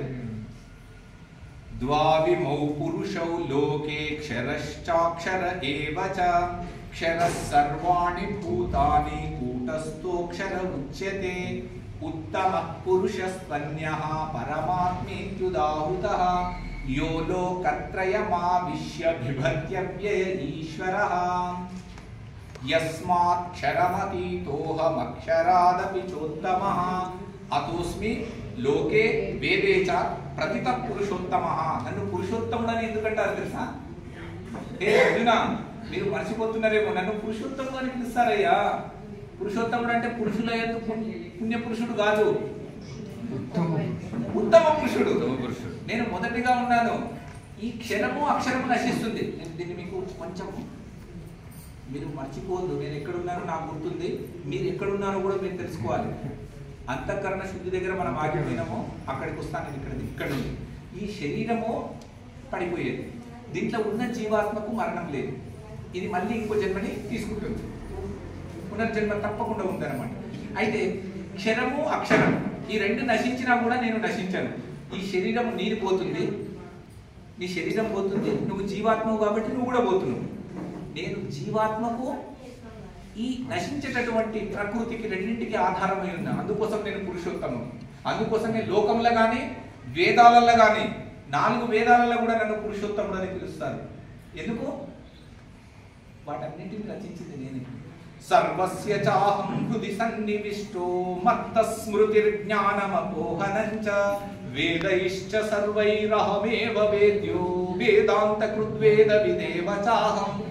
ఆ వేదాలను రచించిన వాడిని నేను, ఆ వేదాలను ఎరుకపరిచేవాడిని నేను, ఆ వేదాల గురించి సమగ్రమైనటువంటి అధ్యయనం చేసిన వాడిని నేను. ఆ వాటి గురించి చెప్పాలంటే నేనే చెప్పాలి. కాబట్టి నీకు పూర్ణంగా చెప్తున్నాను అర్జున, నువ్వు మర్చిపోవద్దు నా గురించి. ఇవన్నీ బాగా గుర్తుపెట్టుకొని నీ జీవన విధానాన్ని మార్పు చేసుకో. నేను చెప్పేది సామాన్య విషయాలు కావు. కాబట్టి నీ శరీరం పోయినా నువ్వు పోయినా ఆ రెండింటికి ఆధారం నేనే. నేను పురుషోత్తముని అన్ని చూస్తున్నాను. ఎట్లా చూస్తున్నాను? సర్వతప్పాణి పాదం తత్. అమ్మ ప్లీజ్ ప్లీజ్ ప్లీజ్ శాంతి. నిజంగా శాంతంగా ఉన్నారా మీరు? అర్థమవుతుంది కదా భాష? సర్వతప్పాణి పాదం తత్ సర్వతోక్షి శిరోముఖం సర్వత శృతి మల్లోకే సర్వమావృత్య తిష్టతి. నేనెట్లున్నా తెలుసా? అంతట కాళ్ళు, అంతట చేతులు, అంతట కళ్ళు, అంతటా నేనున్నాను. ఒక చీమ కూడా ఇట్లా కదిలితే నాకు తెలుస్తుంది. అందుకోసమే నన్ను పురుషోత్తముడు అంటారు. మీ గురించి ఇంకా నేను చెప్పనేలా. మీ ఇళ్ళ మీ భర్తలకు మీరు ఏం ఆలోచిస్తున్నారో తెలియకపోవచ్చు. మీ స్త్రీమతులకు ఏం ఆలోచిస్తున్నారో, మీరు ఏం ఆలోచిస్తున్నారో తెలియకపోవచ్చు, కానీ నాకు తెలుస్తుంది. ఎట్లా చెప్పండి? మీ అంతఃకరణానికి కూడా ఆధారం నేను మీ హృదయంలో ఉండి చూస్తున్నాను. మీరు ఏం ఆలోచిస్తున్నారో నాకు తెలుస్తుంది. అందుకోసమే ప్రతి మానవుడు ఏది ఆలోచించినా ప్రప్రథమంగా తెలిసేది పరమాత్మకే. ఎందుకోసం? మత్త పరతరం నాణ్యత్ కించిదస్తి ధనంజయ మై సర్వమిదం ప్రోతం సూత్రే మణిగణ ఇవ. అర్థమైంది కదా? శ్లోకాలు అయితే అర్థమైంది కదా. మత్త పరతరం నాణ్యత్ కించిదస్తి ధనంజయ, నాకంటే వేరొక ఒక అణువు కూడా లేదు, ఒక అణువు కూడా లేదు. అన్నింటికీ ఆధారం నేను. కాబట్టి నువ్వు నన్ను పట్టుకోవాలి. అందుకోసం నేను పురుషోత్తముణ్ణి. కవిం పురాణ మనుషాసితారమణోరణీయాంస మనుస్మరేద్యః సర్వస్య ధాతారమచింత్య రూపమాదిత్య వర్ణం తమసః పరస్తాత్. ఈ తమస్సుకు వీటన్నింటి కూడా నేను పురాణ పురుషుడిని, నేను కవిని. ఈ ప్రపంచాన్ని సృష్టించినటువంటి కవిని నేను, పురాణ పురుషుని నేను, సనాతనమైనటువంటి పురుషుని నేను. అనూరణీయాంశ, అణువు కంటే చిన్నగా ఉన్నాను నేను. అణువు ఉంటే దానికి కూడా ఆధారం నేను. ఆకాశం కంటే పెద్దవాడిని నేను, అంతకంటే గొప్పవాడిని నేను. అందుకోసం నేను పురుషోత్తముడు అంటాను. అర్జున, నువ్వు ఏ స్థాయిలో ఉన్నావో తెలుసుకో. నువ్వు నా అంతటి వాడికి కావాలి. ఎందుకు? రేపు నా శరీరం నేను వదిలేస్తే నువ్వే చెప్పాలి నాయన నా గురించి. మళ్ళీ శరీరాన్ని మాత్రమే వదిలేస్తే నేను ఉన్నాను, నేను అంతటా ఉంటాను. సాయిబాబా ఏం చెప్పి ఇదే కదా, నా భక్తులు ఎవరైనా నేను పోతున్నా బాధపడకుండా, నేను పోయినా నేను ఇక్కడనే ఉంటాను, నా ఆత్మ ఇక్కడనే ఉంటుంది. మీరందరూ నన్ను కొనవండి, నాకు నమస్కరించండి, మీ హృదయాల్లో ఉండి నేను నడిపిస్తాను. ఎస్, కరెక్ట్ చెప్పింది ఆయన. వ్యతిరేకించొద్దు. ఆయన యోగి. ఎందుకు తెలుస్తుంది ఇట్లా అంటే యోగం చేస్తే తెలుస్తుంది. ఒక రమణ మహర్షి అదే చెప్పిండు. ఇంకా ఎంతమంది గురువులు మనకు, ప్రతి గురువు అదే చెప్తున్నాడు. ఆయన ఆ రోజు ఉన్నాడు కాబట్టి చెప్పిండు. రాఘవేంద్ర స్వామి అదే చెప్పిండు. ఎంతమంది గురువుల పేర్లను తీసుకోండి. శంకరాచార్యులు అదే చెప్పిండు, మధ్వాచార్యులు. ఏ గురువుని తీసుకున్నా ఇది జ్ఞానము, ఇది ఇంతే. 9 ఎకం 9, 9 రొట్ల 9 ముళ్ళ. ఏ దేశం పోయినా ఇదే ఉంటుంది. ఎందుకుంటదయ్యా అంటే లెక్క మీద బ్రతకడమే జీవితం. లెక్కలు ఎక్కడ తప్పు లేవు. అందుకోసమే భారతీయులకు మాత్రమే ఈ జ్ఞానం తెలుసు భగవద్గీత గురించి. అందుకోసం ఈ భగవద్గీతని ఎవరు కూడా విస్మరించకుండా స్మరిస్తూ, గీతామృతాన్ని తాగుతూ, గీతని పెంచుతూ, పోషించుతూ, 10 మందికి అందిస్తూ, దాంట్లో మనము కూడా జీవిస్తూ మన జీవనాన్ని వెళ్ళబుచ్చుకోవాలి. మనం ఏం చేస్తున్నాము? అనేక ఎక్కడెక్కడో పోతున్నాం. ఇగో శ్రీశైలం నిన్న పోయిన పరిస్థితి తెలుసా మీకు? టీవీలలో చూసిరా? ఆ ఘాట్ రోడ్ లా 6 కిలోమీటర్లు జామ్ అయిందంట. నడిపేటోనికి ఎంత కష్టం ఉంటుందో తెలుసా? కూర్చున్నోనికి ఎంత కష్టం ఉంటుందో తెలుసా? ఒక యాక్సిడెంట్ అయితే ఏంటి ప్రాబ్లం? ఈయన ఏం చెప్తున్నాడు? నువ్వు ఏడున్నావో నేను ఆడనే ఉన్నాను. ఆడనే కాదురా బిడ్డ, నీ హృదయంలోనే ఉంది. ఇప్పుడు మనము తిరుపతి పోవాలి. కొంచెం ఈ రోజు బయలుదేరితే ఎప్పుడు చేరుకుంటాం? రేపు, లేకపోతే ఎల్లుండి. దేవుడి దర్శనం చేసుకున్నప్పుడే దేవుడు ఉన్నాడా? మీరు ఇంటికి వెళ్ళి బయలుదేరినప్పటి నుండి దేవుడు లేడా? అంటే నేను ఎల్లుండి దేవుడిని చూస్తా అంటే ఎల్లుండి దాకా దేవుడు లేడా అన్నట? ఆలోచన చేయండి. సింపుల్. మీ హృదయంలోనే ఉన్నాడు దేవుడు. ఆ కృష్ణుడి హృదయ మందిరంలో ఉన్నాడు. మీరు మీ హృదయంలోనే వెతకండి. అందుకోసమే అంతర్యామిగా వెతకండి. ఎందుకు? అంతఃకరణం మీ దగ్గర ఉందా? ఇక్కడ వద్దాం కొంచెం. మనం ఒకటి శరీరం ఉన్నది, అంతఃకరణం ఉన్నది. ఈ అంతఃకరణముకు శరీరానికి ఆధారం ఎవరు చెప్పిండు కదా? ఇప్పుడు పురుషోత్తముడు ఉన్నాడు కదా, ఆయన అంతా ఆధారం. ఆయన ఎప్పుడూ ఉంటాడు, ఆయన ఎప్పుడూ ఉంటాడు. ఆయనకు మరణం లేదు, చావు లేదు. చావు లేదు, పుట్టుక లేదు. రెండు లేనివాడు భగవంతుడు. చావు పుట్టుకలు లేనివాడు భగవంతుడు. కానీ ఎవరైతే భక్తులు ఉంటారో ఇట్లా కూర్చొని, వాళ్ళ కోసం నేను శరీరధారినై అప్పుడప్పుడు వచ్చి చెప్తుంటాను ఆయన అని. అనేక జన్మల నుండి అప్పుడు ఆయన వచ్చిండు, తర్వాత పండరినాథుడు వచ్చిండు, తర్వాత ఇంకొక ఆయన వచ్చింది, ఇంకొక ఆయన వచ్చిండు, ఇంకొక ఆయన వచ్చిండు, ఈ రోజు నేను వచ్చినది, ఇంకొక ఆయన వచ్చాడు. ఇట్లా వస్తుంది, తిరుగుతుంటారు. అట్లా మనుషులకు తగ్గట్టు వస్తుంటారు, చెప్తుంటారు, పోతుంటారు. ఈ విధంగా అంతఃకరణాన్ని మనము శుద్ధము చేసుకొని పవిత్రంగా ఉంటే ఆ యోగంలో అంతఃకరణం కూడా లేకుండా పోయి ఈ జీవాత్మ ఒక్కడే ఉంటాడు అనమాట, పరమాత్మతో కనెక్ట్ అయ్యి. అంతఃకరణం ఎప్పుడైతే లేకుండా పోయిండో పరమాత్మని వాడు పట్టుకుంటాడు. పట్టుకోవడం అంటే తెలిసిపోతుంది అనమాట. రహస్యం ఏదైతే తెలిసిపోతుందో తెలిసిన వెంటనే వాడు జీవన్ముక్తుడు అవుతున్నాడు, జీవన్ముక్త స్థితి కలుగుతుంది. ఆ కలిగిన వాడే బ్రహ్మానందంలో ఉంటాడు. బ్రహ్మ దగ్గర ఏముంది? ఆనందం ఉంది. జీవుడి దగ్గర ఏముంది? సుఖము దుఃఖము. వీడు 1,00,000 కోట్లు సంపాదిస్తే సుఖపడుతూ ఉంటాడు, అన్ని పోతే ఏడుచుకుంటూ కూర్చుంటాడు. వీడు నవ్వుకుంటున్నాడు, ఏడునన్నా ఏడుస్తున్నాడు. కానీ భగవంతుడు ఎట్లున్నాడు? సమానంగా ఉన్నాడు, అందరికీ ఆధారంగా. పురుషోత్తముడు కదా, ఆయనకు మీ కర్మ ఫలాలతోటి సంబంధం లేదు. రాసి పెడుతుంటాడు మిమ్మల్ని, ఎవడెవడు ఏం చేస్తుండో రాసి పెడతాడు. కానీ మళ్ళీ ఫలాలు కూడా ఇస్తాడు. ఎప్పుడు ఇస్తాడు? మీ జన్మము పోయిన తర్వాత ఏ జన్మ ఇయ్యాలనేది. న కర్తృత్వం న కర్మాణి లోకస్య సృజతి ప్రభుః న కర్మ ఫల సంయోగం స్వభావస్తు ప్రవర్తతే. మీ స్వభావాలను బట్టి మీరు జన్మిస్తున్నారు, పుడుతున్నారు. మీరు మీ యొక్క జీవితాలని పరమాత్మ వైపు మళ్ళిస్తే కృష్ణుడిలాగా తయారైపోతారు. మీరు 10 మందికి ఆదర్శం అవుతారు. మీరు మీ జీవన విధానాన్ని చాలా అందంగా మలుచుకోగలుగుతారు. అందుకోసం ఆధ్యాత్మిక జ్ఞానాన్ని మీ జీవితంలోకి ఆహ్వానించండి. మీ జీవితంలో ఆధ్యాత్మిక జ్ఞానాన్ని ఆస్వాదించండి. ఉన్నది ఇది, లేనిది మాయ. మీరు మాయ వైపు ఎట్లా ఈ రోజు నుండి కొంచెం ట్రై చేయండి. ఎక్కువ ధనం వస్తుంది, ఓకే, కొంతమందికి ఇద్దాం, కొంతమందికి పెడదాం, అట్లా చెయ్యండి. ఒకడు ఏం చేసి తెలుసా? మొత్తం కమాన్ వెల్కమ్ స్వాగతం రాని ధనం మొత్తం తీసుకొని మొత్తం నింపేసిండు. వీడు పోయిండు. ఏమైపోయిండు తెలుసా? వచ్చిన జన్మలు ఎవరెవరి దగ్గర తీసుకున్నాడో, ఎవరెవరిని మోసం చేసిండో ధనం నిన్నే ఉన్నది. కానీ వీడి స్వభావం యం వాపి స్మరన్ భావం త్యజత్యంతే కలేవరం తం తమేవైతి కౌంతేయ సదా తద్భావ భావితః. ఏ భావనతో ఉన్నాడు వాడు? లోభ భావనతో ఉన్నాడు. అంత సంపాదించి పెడుతున్నాడు, పోతున్నాడు. ఇది కూడా మన పిల్లలకు దొరికిందా? వీడు ఇక్కడ పోతే దొంగలు అక్కడ ఎత్తుకొని పోయింది. ఎక్కడ పోయిందో వీడి పరిస్థితి ఇట్లా ఉంటుంది. అయితే వీడు ఏమైపోతున్నాడో ఆ భావనకు కనెక్ట్ అవుతున్నాడు అనమాట. భావనకు కనెక్ట్ అయ్యి ఏమైపోతున్నాడు? ఆ జన్మని తీసుకుంటున్నాడు. దానికి ఆధారం పరమాత్మ.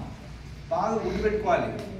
ఇదంతా ఎక్కడున్నది? భగవద్గీతలో ఉన్నది. నేను చెప్పే ప్రతి శ్లోకం భగవద్గీత నుండి చెప్తాను, భగవద్గీతలోనే ఉన్నది. ఇది మన విషయము. అందుకోసం మీరందరూ పుణ్యజీవులు, ఎంతో మంచి ధన్యజీవులు. కాబట్టి ఈ యమునమ్మ గారు మీకు అంటే ఆమె నాకు కనెక్ట్ కావడము, ఈ విధంగా నన్ను పిలవడము, నేను ఎక్కడెక్కడో చెప్తూ ఉంటాను. నా పని భగవద్గీత చెప్పడం. ఎందుకంటే నేను సైన్యంలో పని చేసినాను, ఆర్మీలో 18 సంవత్సరాలు చేసి నాకు కూడా అనిపించేది. తెలుసు కదా, అడవులలోనే ఉండాలి సైనికులు అంటే. మరి జనాలందరూ ఏం చేస్తున్నారు అంటే మంచిగా తింటున్నారు, సినిమాలు చూస్తున్నారు, టీవీలు చూస్తున్నారు, ఇక అవేమంటారు సీరియల్స్. ఇక దీనికి కనెక్ట్ అయిపోయారు జనాలందరూ. అప్పుడు నాకు కూడా కొంచెం అనిపిస్తుంది కదమ్మా, అదే దేశం కోసం నేను సేవ చేస్తుంటే వీళ్ళేమో తిని తాగి తినకపోతే తాగకపోతే వాడిని ఏమంటారో కూడా మీ అందరికీ తెలుసు. అయితే ఈ విధంగా రకరకాలుగా అయ్యే సమయంలో నాకు కూడా కొంచెం మనసు చెల్లించి అసలు ఆధ్యాత్మికత ఏమిటిది, ఈ ఆధ్యాత్మికతకు నాకు ఉన్న సంబంధం ఏమిటిది, నేను ఎందుకు చదవాలి, ఎందుకు నేను నేర్చుకోవద్దు, అసలు ఈ గురువులు ఏం చేస్తున్నారు, గురువులు ఏమి చెప్తారు, అట్లా ఒక 50-60 మంది గురువులను నేను సంప్రదించినాను. ఆ తర్వాత నాకు జ్ఞాన జిజ్ఞాస పట్టుకున్నది. నేను కూడా నిజంగా చచ్చిపోతే ఎక్కడ పండుకుంటే గుర్తొచ్చేది, ఎట్లయినా చచ్చిపోయేది. ఈ ఆర్మీలో వచ్చి వాడితోటి తుపాకీ గోలితోటి తిని సావడం ఎందుకు, అదే అడుక్కొని తిన్నా కూడా మంచిదే కదా, ఊర్లో పోయి హాయిగా ఉండొచ్చు, బతికినలో హాయిగా బతుకుతాం. ఇలాంటి సమస్యలు, ఇలాంటి ఆలోచనలు వస్తాయి మనిషికి. ఇప్పుడు మనందరికీ కూడా వస్తాయి పండుకున్నప్పుడు. మరి చచ్చిపోతే నన్ను ఏం చేస్తారు, నా ఆస్తులు ఎక్కడ పోతాయి, నేను కూడబెట్టింది ఎక్కడ పోతుంది, నా బిడ్డని ఎవరు చూసుకుంటారు, నా కొడుకు, ఇట్లాంటి ఆలోచనలు ప్రతి ఒక్కరికి ఉన్నాయి. ఎందుకంటే బిడ్డల్లో కూడా ఒకడు తెలివికరుడు ఉంటాడు, ఒకటి తెలివి లేదు, రకరకాల సమస్యలు. నాకు ఇప్పుడు ఒకటి మీరు విశ్వాసాన్ని కలిగించాలి. ఎవరింట్లో ఉన్న సమస్య లేకుండా ఎవరైనా ఉన్నారో వాళ్ళు ఒక్కసారి చేయాలి. అగ్ని లేకుండా వంట చేసుకునే వాళ్ళు ఎవరైనా ఉన్నారో నాకు చెప్పండి, చూపించండి.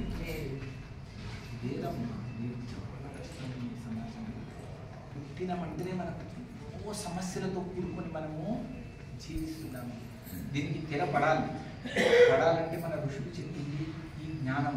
దీన్ని మనము సంపూర్ణంగా అధ్యయనం చేసుకోలేక, జీర్ణించుకోలేక, ఇది చదివితే సన్యాసులం అయిపోతామని.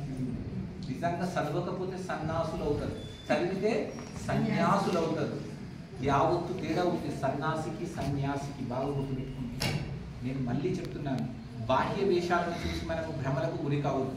మానసిక పరిస్థితి ఎట్లా ఉన్నది? కృష్ణుడు ఒక రాజు, ఒక గృహస్థుడు, ఇంకొక గృహస్థుడు తన బావకు చెప్పినటువంటిది భగవద్గీత. అడవులలో కూర్చో కాషాయ వస్త్రాలు కట్టుకొని ఎక్కడైనా చెప్పాడా? మరి మనం ఎందుకు అట్లా చెప్తున్నాము?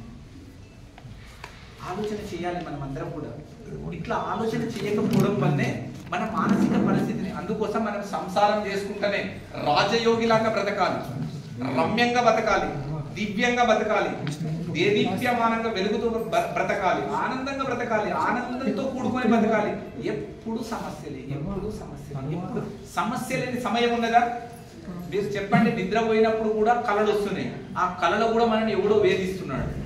24 గంటలు ఇవే పని నడిపేది. అంటే 24 గంటలు అంటే మనము లేచినాము, జీవిస్తున్నాము, పడుకున్నాము, 3 చేస్తున్నాము. అయితే మీకు ఇప్పుడు చెప్పొచ్చేది ఏంటంటే, ముఖ్యంగా అంతఃకరణం ఒకటి గుర్తుందో మర్చిపోయారు. ఈ అంతఃకరణం మరొక జన్మకు కారణమైంది. ఈ అంతఃకరణాన్ని మనసు లేకుండా ఎవడైతే చేసుకుంటున్నాడో, ఈ మనసే బంధము మోక్షాన్ని కలిగిస్తుంది.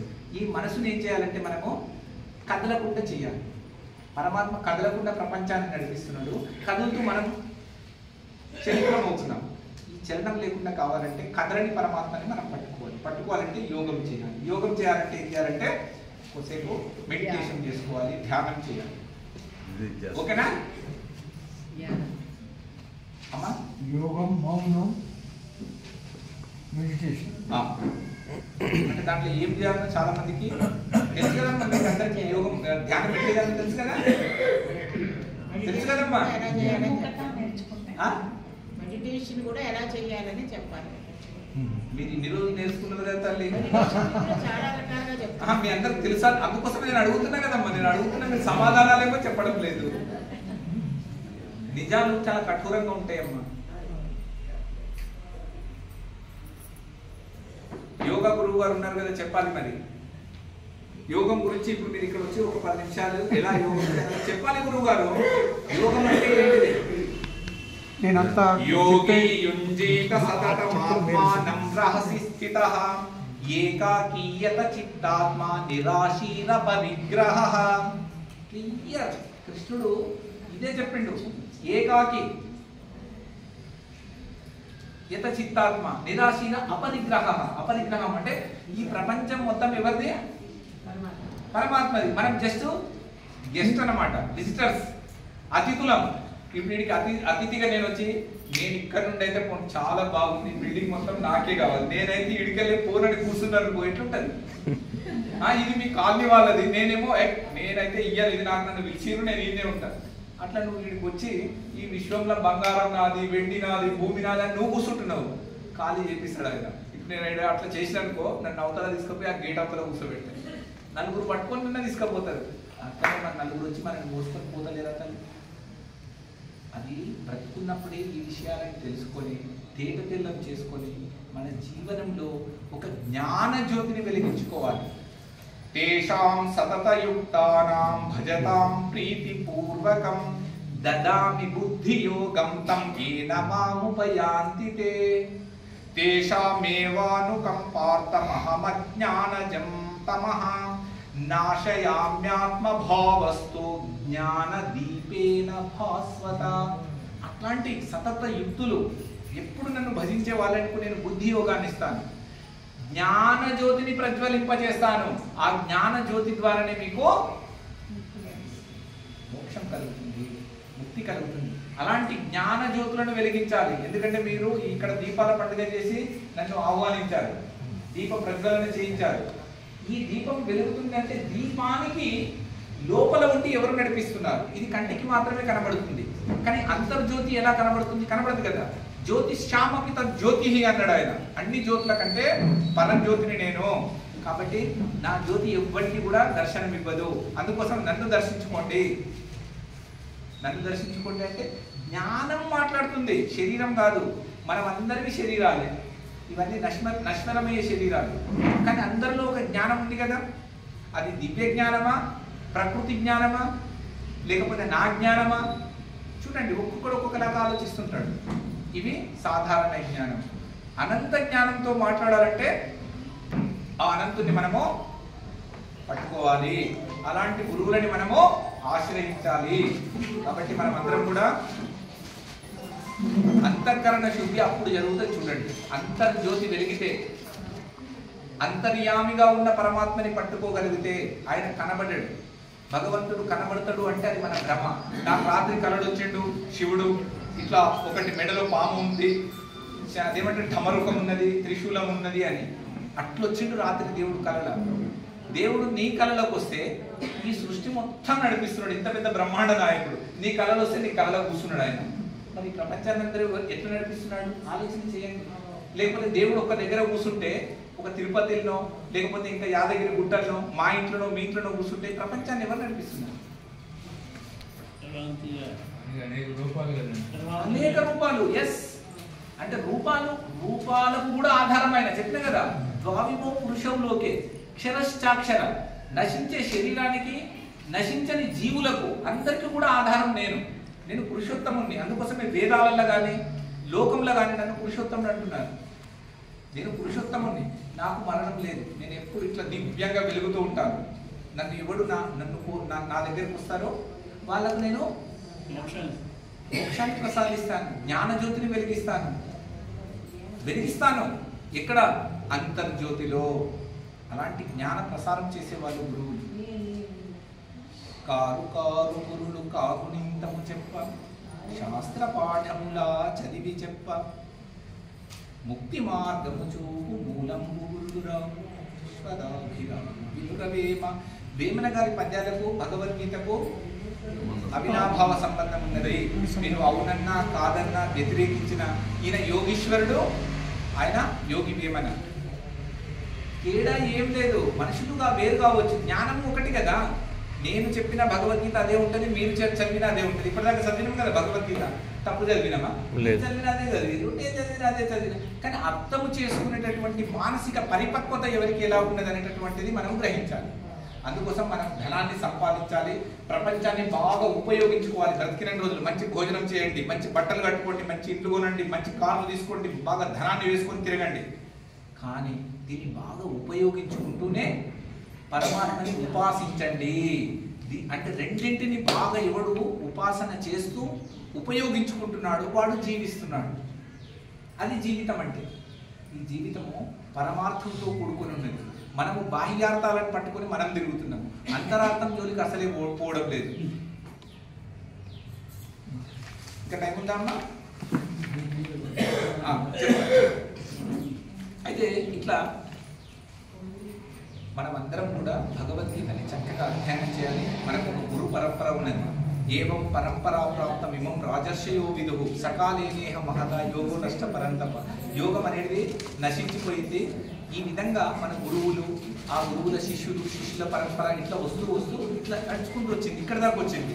దీన్ని మనం అందరం కూడా ముందుకు కొనసాగించాలి. ఈ రోజు భగవద్గీతని మనం అందరం గుర్తుపెట్టుకొని భావి తరాలకు మనం అందించకపోతే మన భావి తరాలకు ఏ వారసత్వ సంపద ఇచ్చినట్టమ్మా? నేను సంపాదించిన 100 తులాల బంగారం లేకపోతే 10 ఎకరాల భూమి ఇవేనా మనం ఇచ్చేది? మరి ఈ వారసత్వ సంపద అంటే దీన్ని ఉపయోగించుకుంటూ పరమాత్మని ఉపాసించాలి అనేటటువంటి ఆధ్యాత్మిక జ్ఞానాన్ని మనమే ఇవ్వాలి కదా. అంటే మనం నేర్చుకోకపోతే ఎట్లా ఇస్తాం చెప్పండి?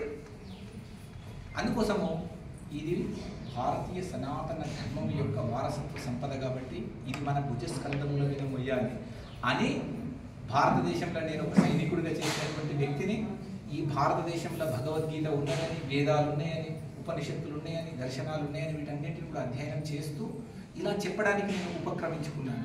దాని తత్వ రహస్యాన్ని తెలుసుకోవాలి మీరందరూ కూడా. మనమందరం కూడా మన పిల్లలకు మనం ఫస్ట్ మనం ఉద్ధరింపబడాలి. నాకు రాకుండా సరే నువ్వైతే చదువురాని పిల్లల్ని బోధిస్తాను. అదే నేను ఉద్ధరించబడకుండా నా పిల్లలు ఎట్లా ఉద్ధరింపబడతారు? నేను తెలుసుకుంటేనే కదా వాడికి చెప్పేది. అట్లా భగవద్గీతలో అతి నిగూఢమైన రహస్యం ఉన్నది. మరణ భయం నుండి బయటపడే రహస్యాలు చాలా ఉన్నాయి.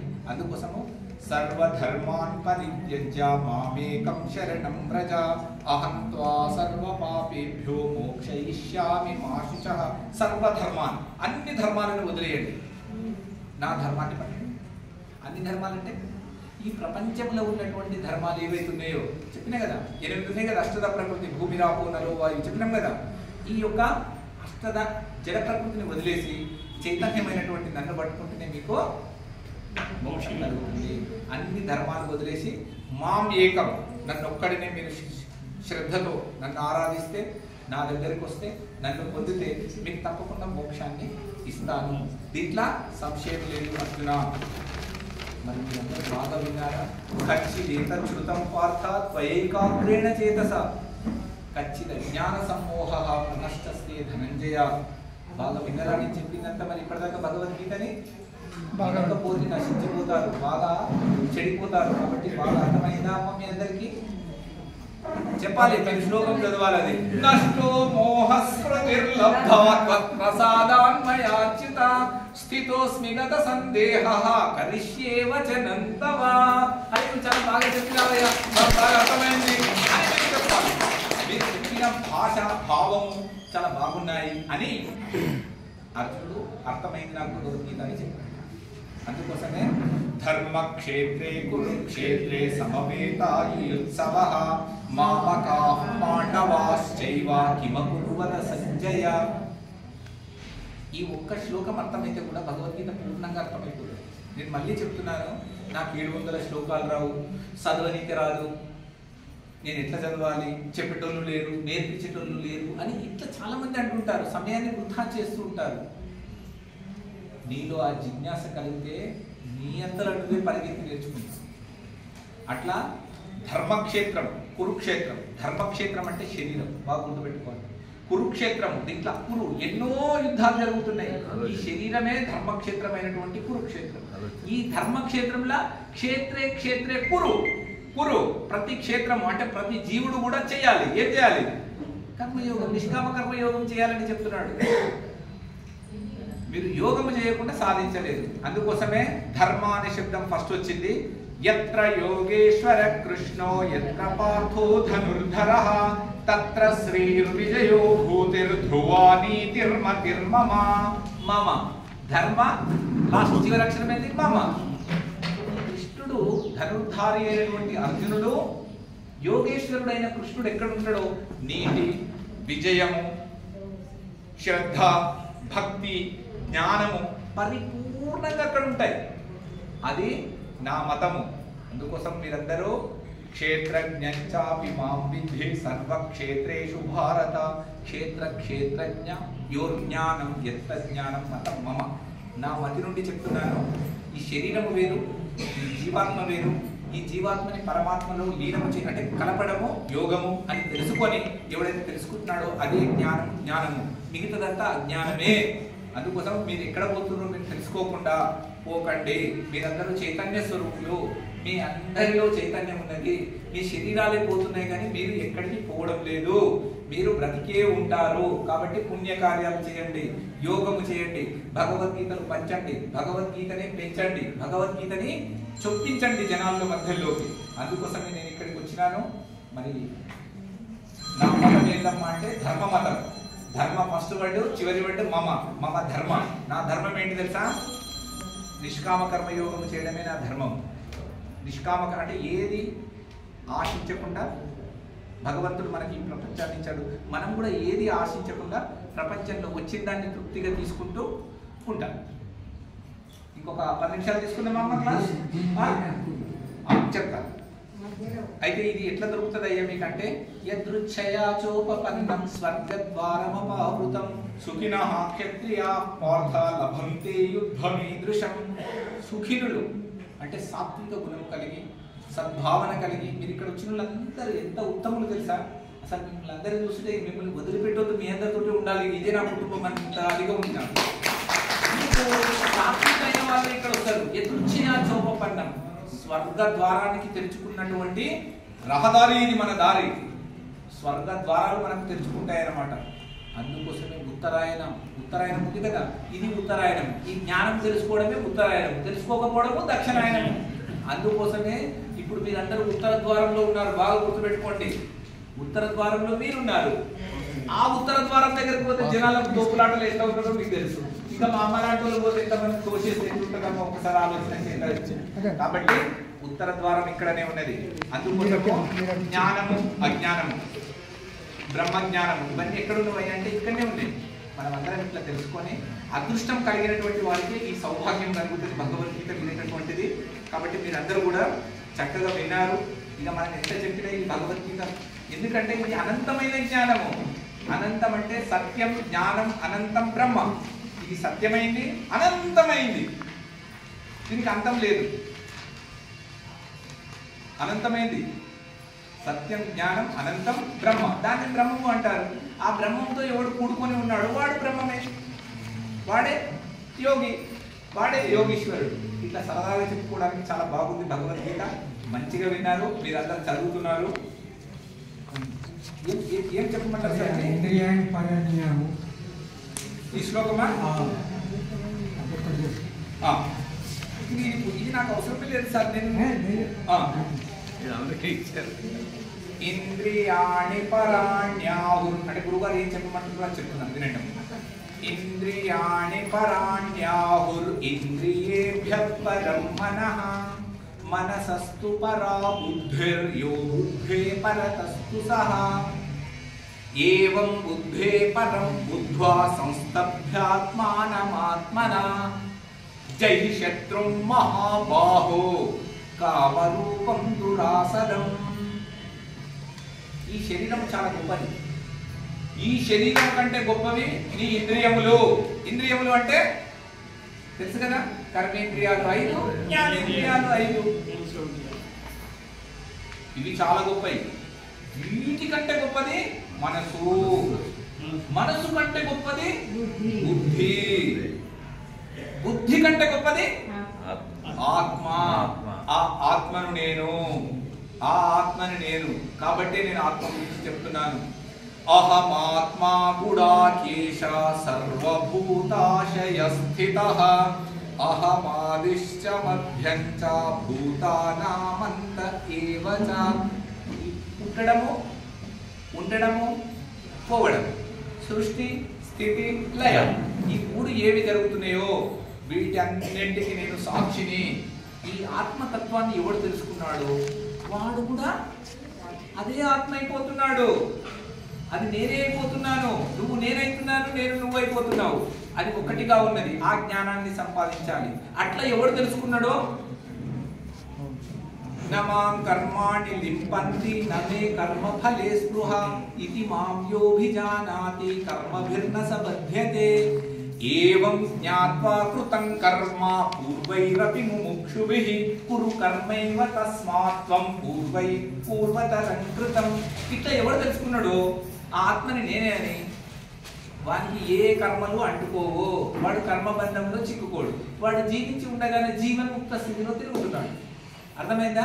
ఏవం జ్ఞాత్వా, ఇట్లా తెలుసుకొని మన పూర్వులు, మన ఋషులు, మన యోగులు, మన తాతలు, మన ముత్తాతలు, మన ముందు కనిపించేటటువంటి దేవతలందరూ కూడా ఎట్లా తమ ప్రాణాలను వదిలేసిరో అట్లా నువ్వు కూడా అదే కార్యం చేసి నువ్వు కూడా అదే స్థితిని పొందుదాయనా అని చెప్తుంది అనమాట మన శాస్త్రం. ఓకే, అర్థమైందా? ఇంకా ఇప్పుడు మీకు ఒక ఛాన్స్ ఇస్తాను. ఇప్పుడు టైం ఉంది మనకు. ఇప్పుడు భోజనం ఎన్ని గంటలకమ్మా మనకు? 1 అంటే ఇంకా 1 అవర్ ఉంది కదా. ఎవరైనా మాట్లాడేటుంటే కూడా మీరు మాట్లాడవచ్చు తర్వాత. ఇప్పుడు మనము ఎవరికైనా ప్రశ్నలు ఉంటే అడగండి. మీ జీవితంలో ఈ రోజు వరకు ఎవరు తీర్చలేనటువంటి ప్రశ్నలు, నా జీవితంలో ఈ ప్రశ్నకు సమాధానం దొరకలేదనే ప్రశ్న ఏదైతే ఉందో అది నన్ను అడగండి. నేను ఇక్కడనే చెప్పిపోతాను, ఇప్పుడే చెప్పిపోతాను. ఇది మీకు గొప్ప అవకాశం. చెప్పండి, అడగండి, ఆలోచించి అడగండి. ఎంత పెద్ద ప్రశ్న ఉండదు, నా జీవితంలో ఈ ప్రశ్నకు సమాధానం దొరకలేదు అనే ప్రశ్న ఏదైనా ఉంటే కూడా అడగండి. అడగండి గురువుగారు. జన్మానుసారం కర్మ, కూర్చోండి, మీరు కూర్చోండి. కర్మానుసారం జన్మ అంటారు. మేము తెచ్చుకున్న వాసనలు మీరంటే కదా అంత్యక్రియలను క్లీన్ చేయాలంటే అది వశం అవుతుందా? ఎందుకంటే పాత తెచ్చినాయి అవి ఖర్చు పెట్టాలి కదా. బ్యాడ్ వాసనలు తెచ్చుకున్నాము, మీరు మంచి వాసనలు ఎక్స్పెక్ట్ చేస్తున్నారు. అది సాధ్యమా? సాధ్యం. ఎందుకంటే ప్రశ్న అర్థమైందా? సార్ ప్రశ్న మీ అందరికీ. మీరు మరొకసారి ప్రశ్న చెప్పండి. వాసన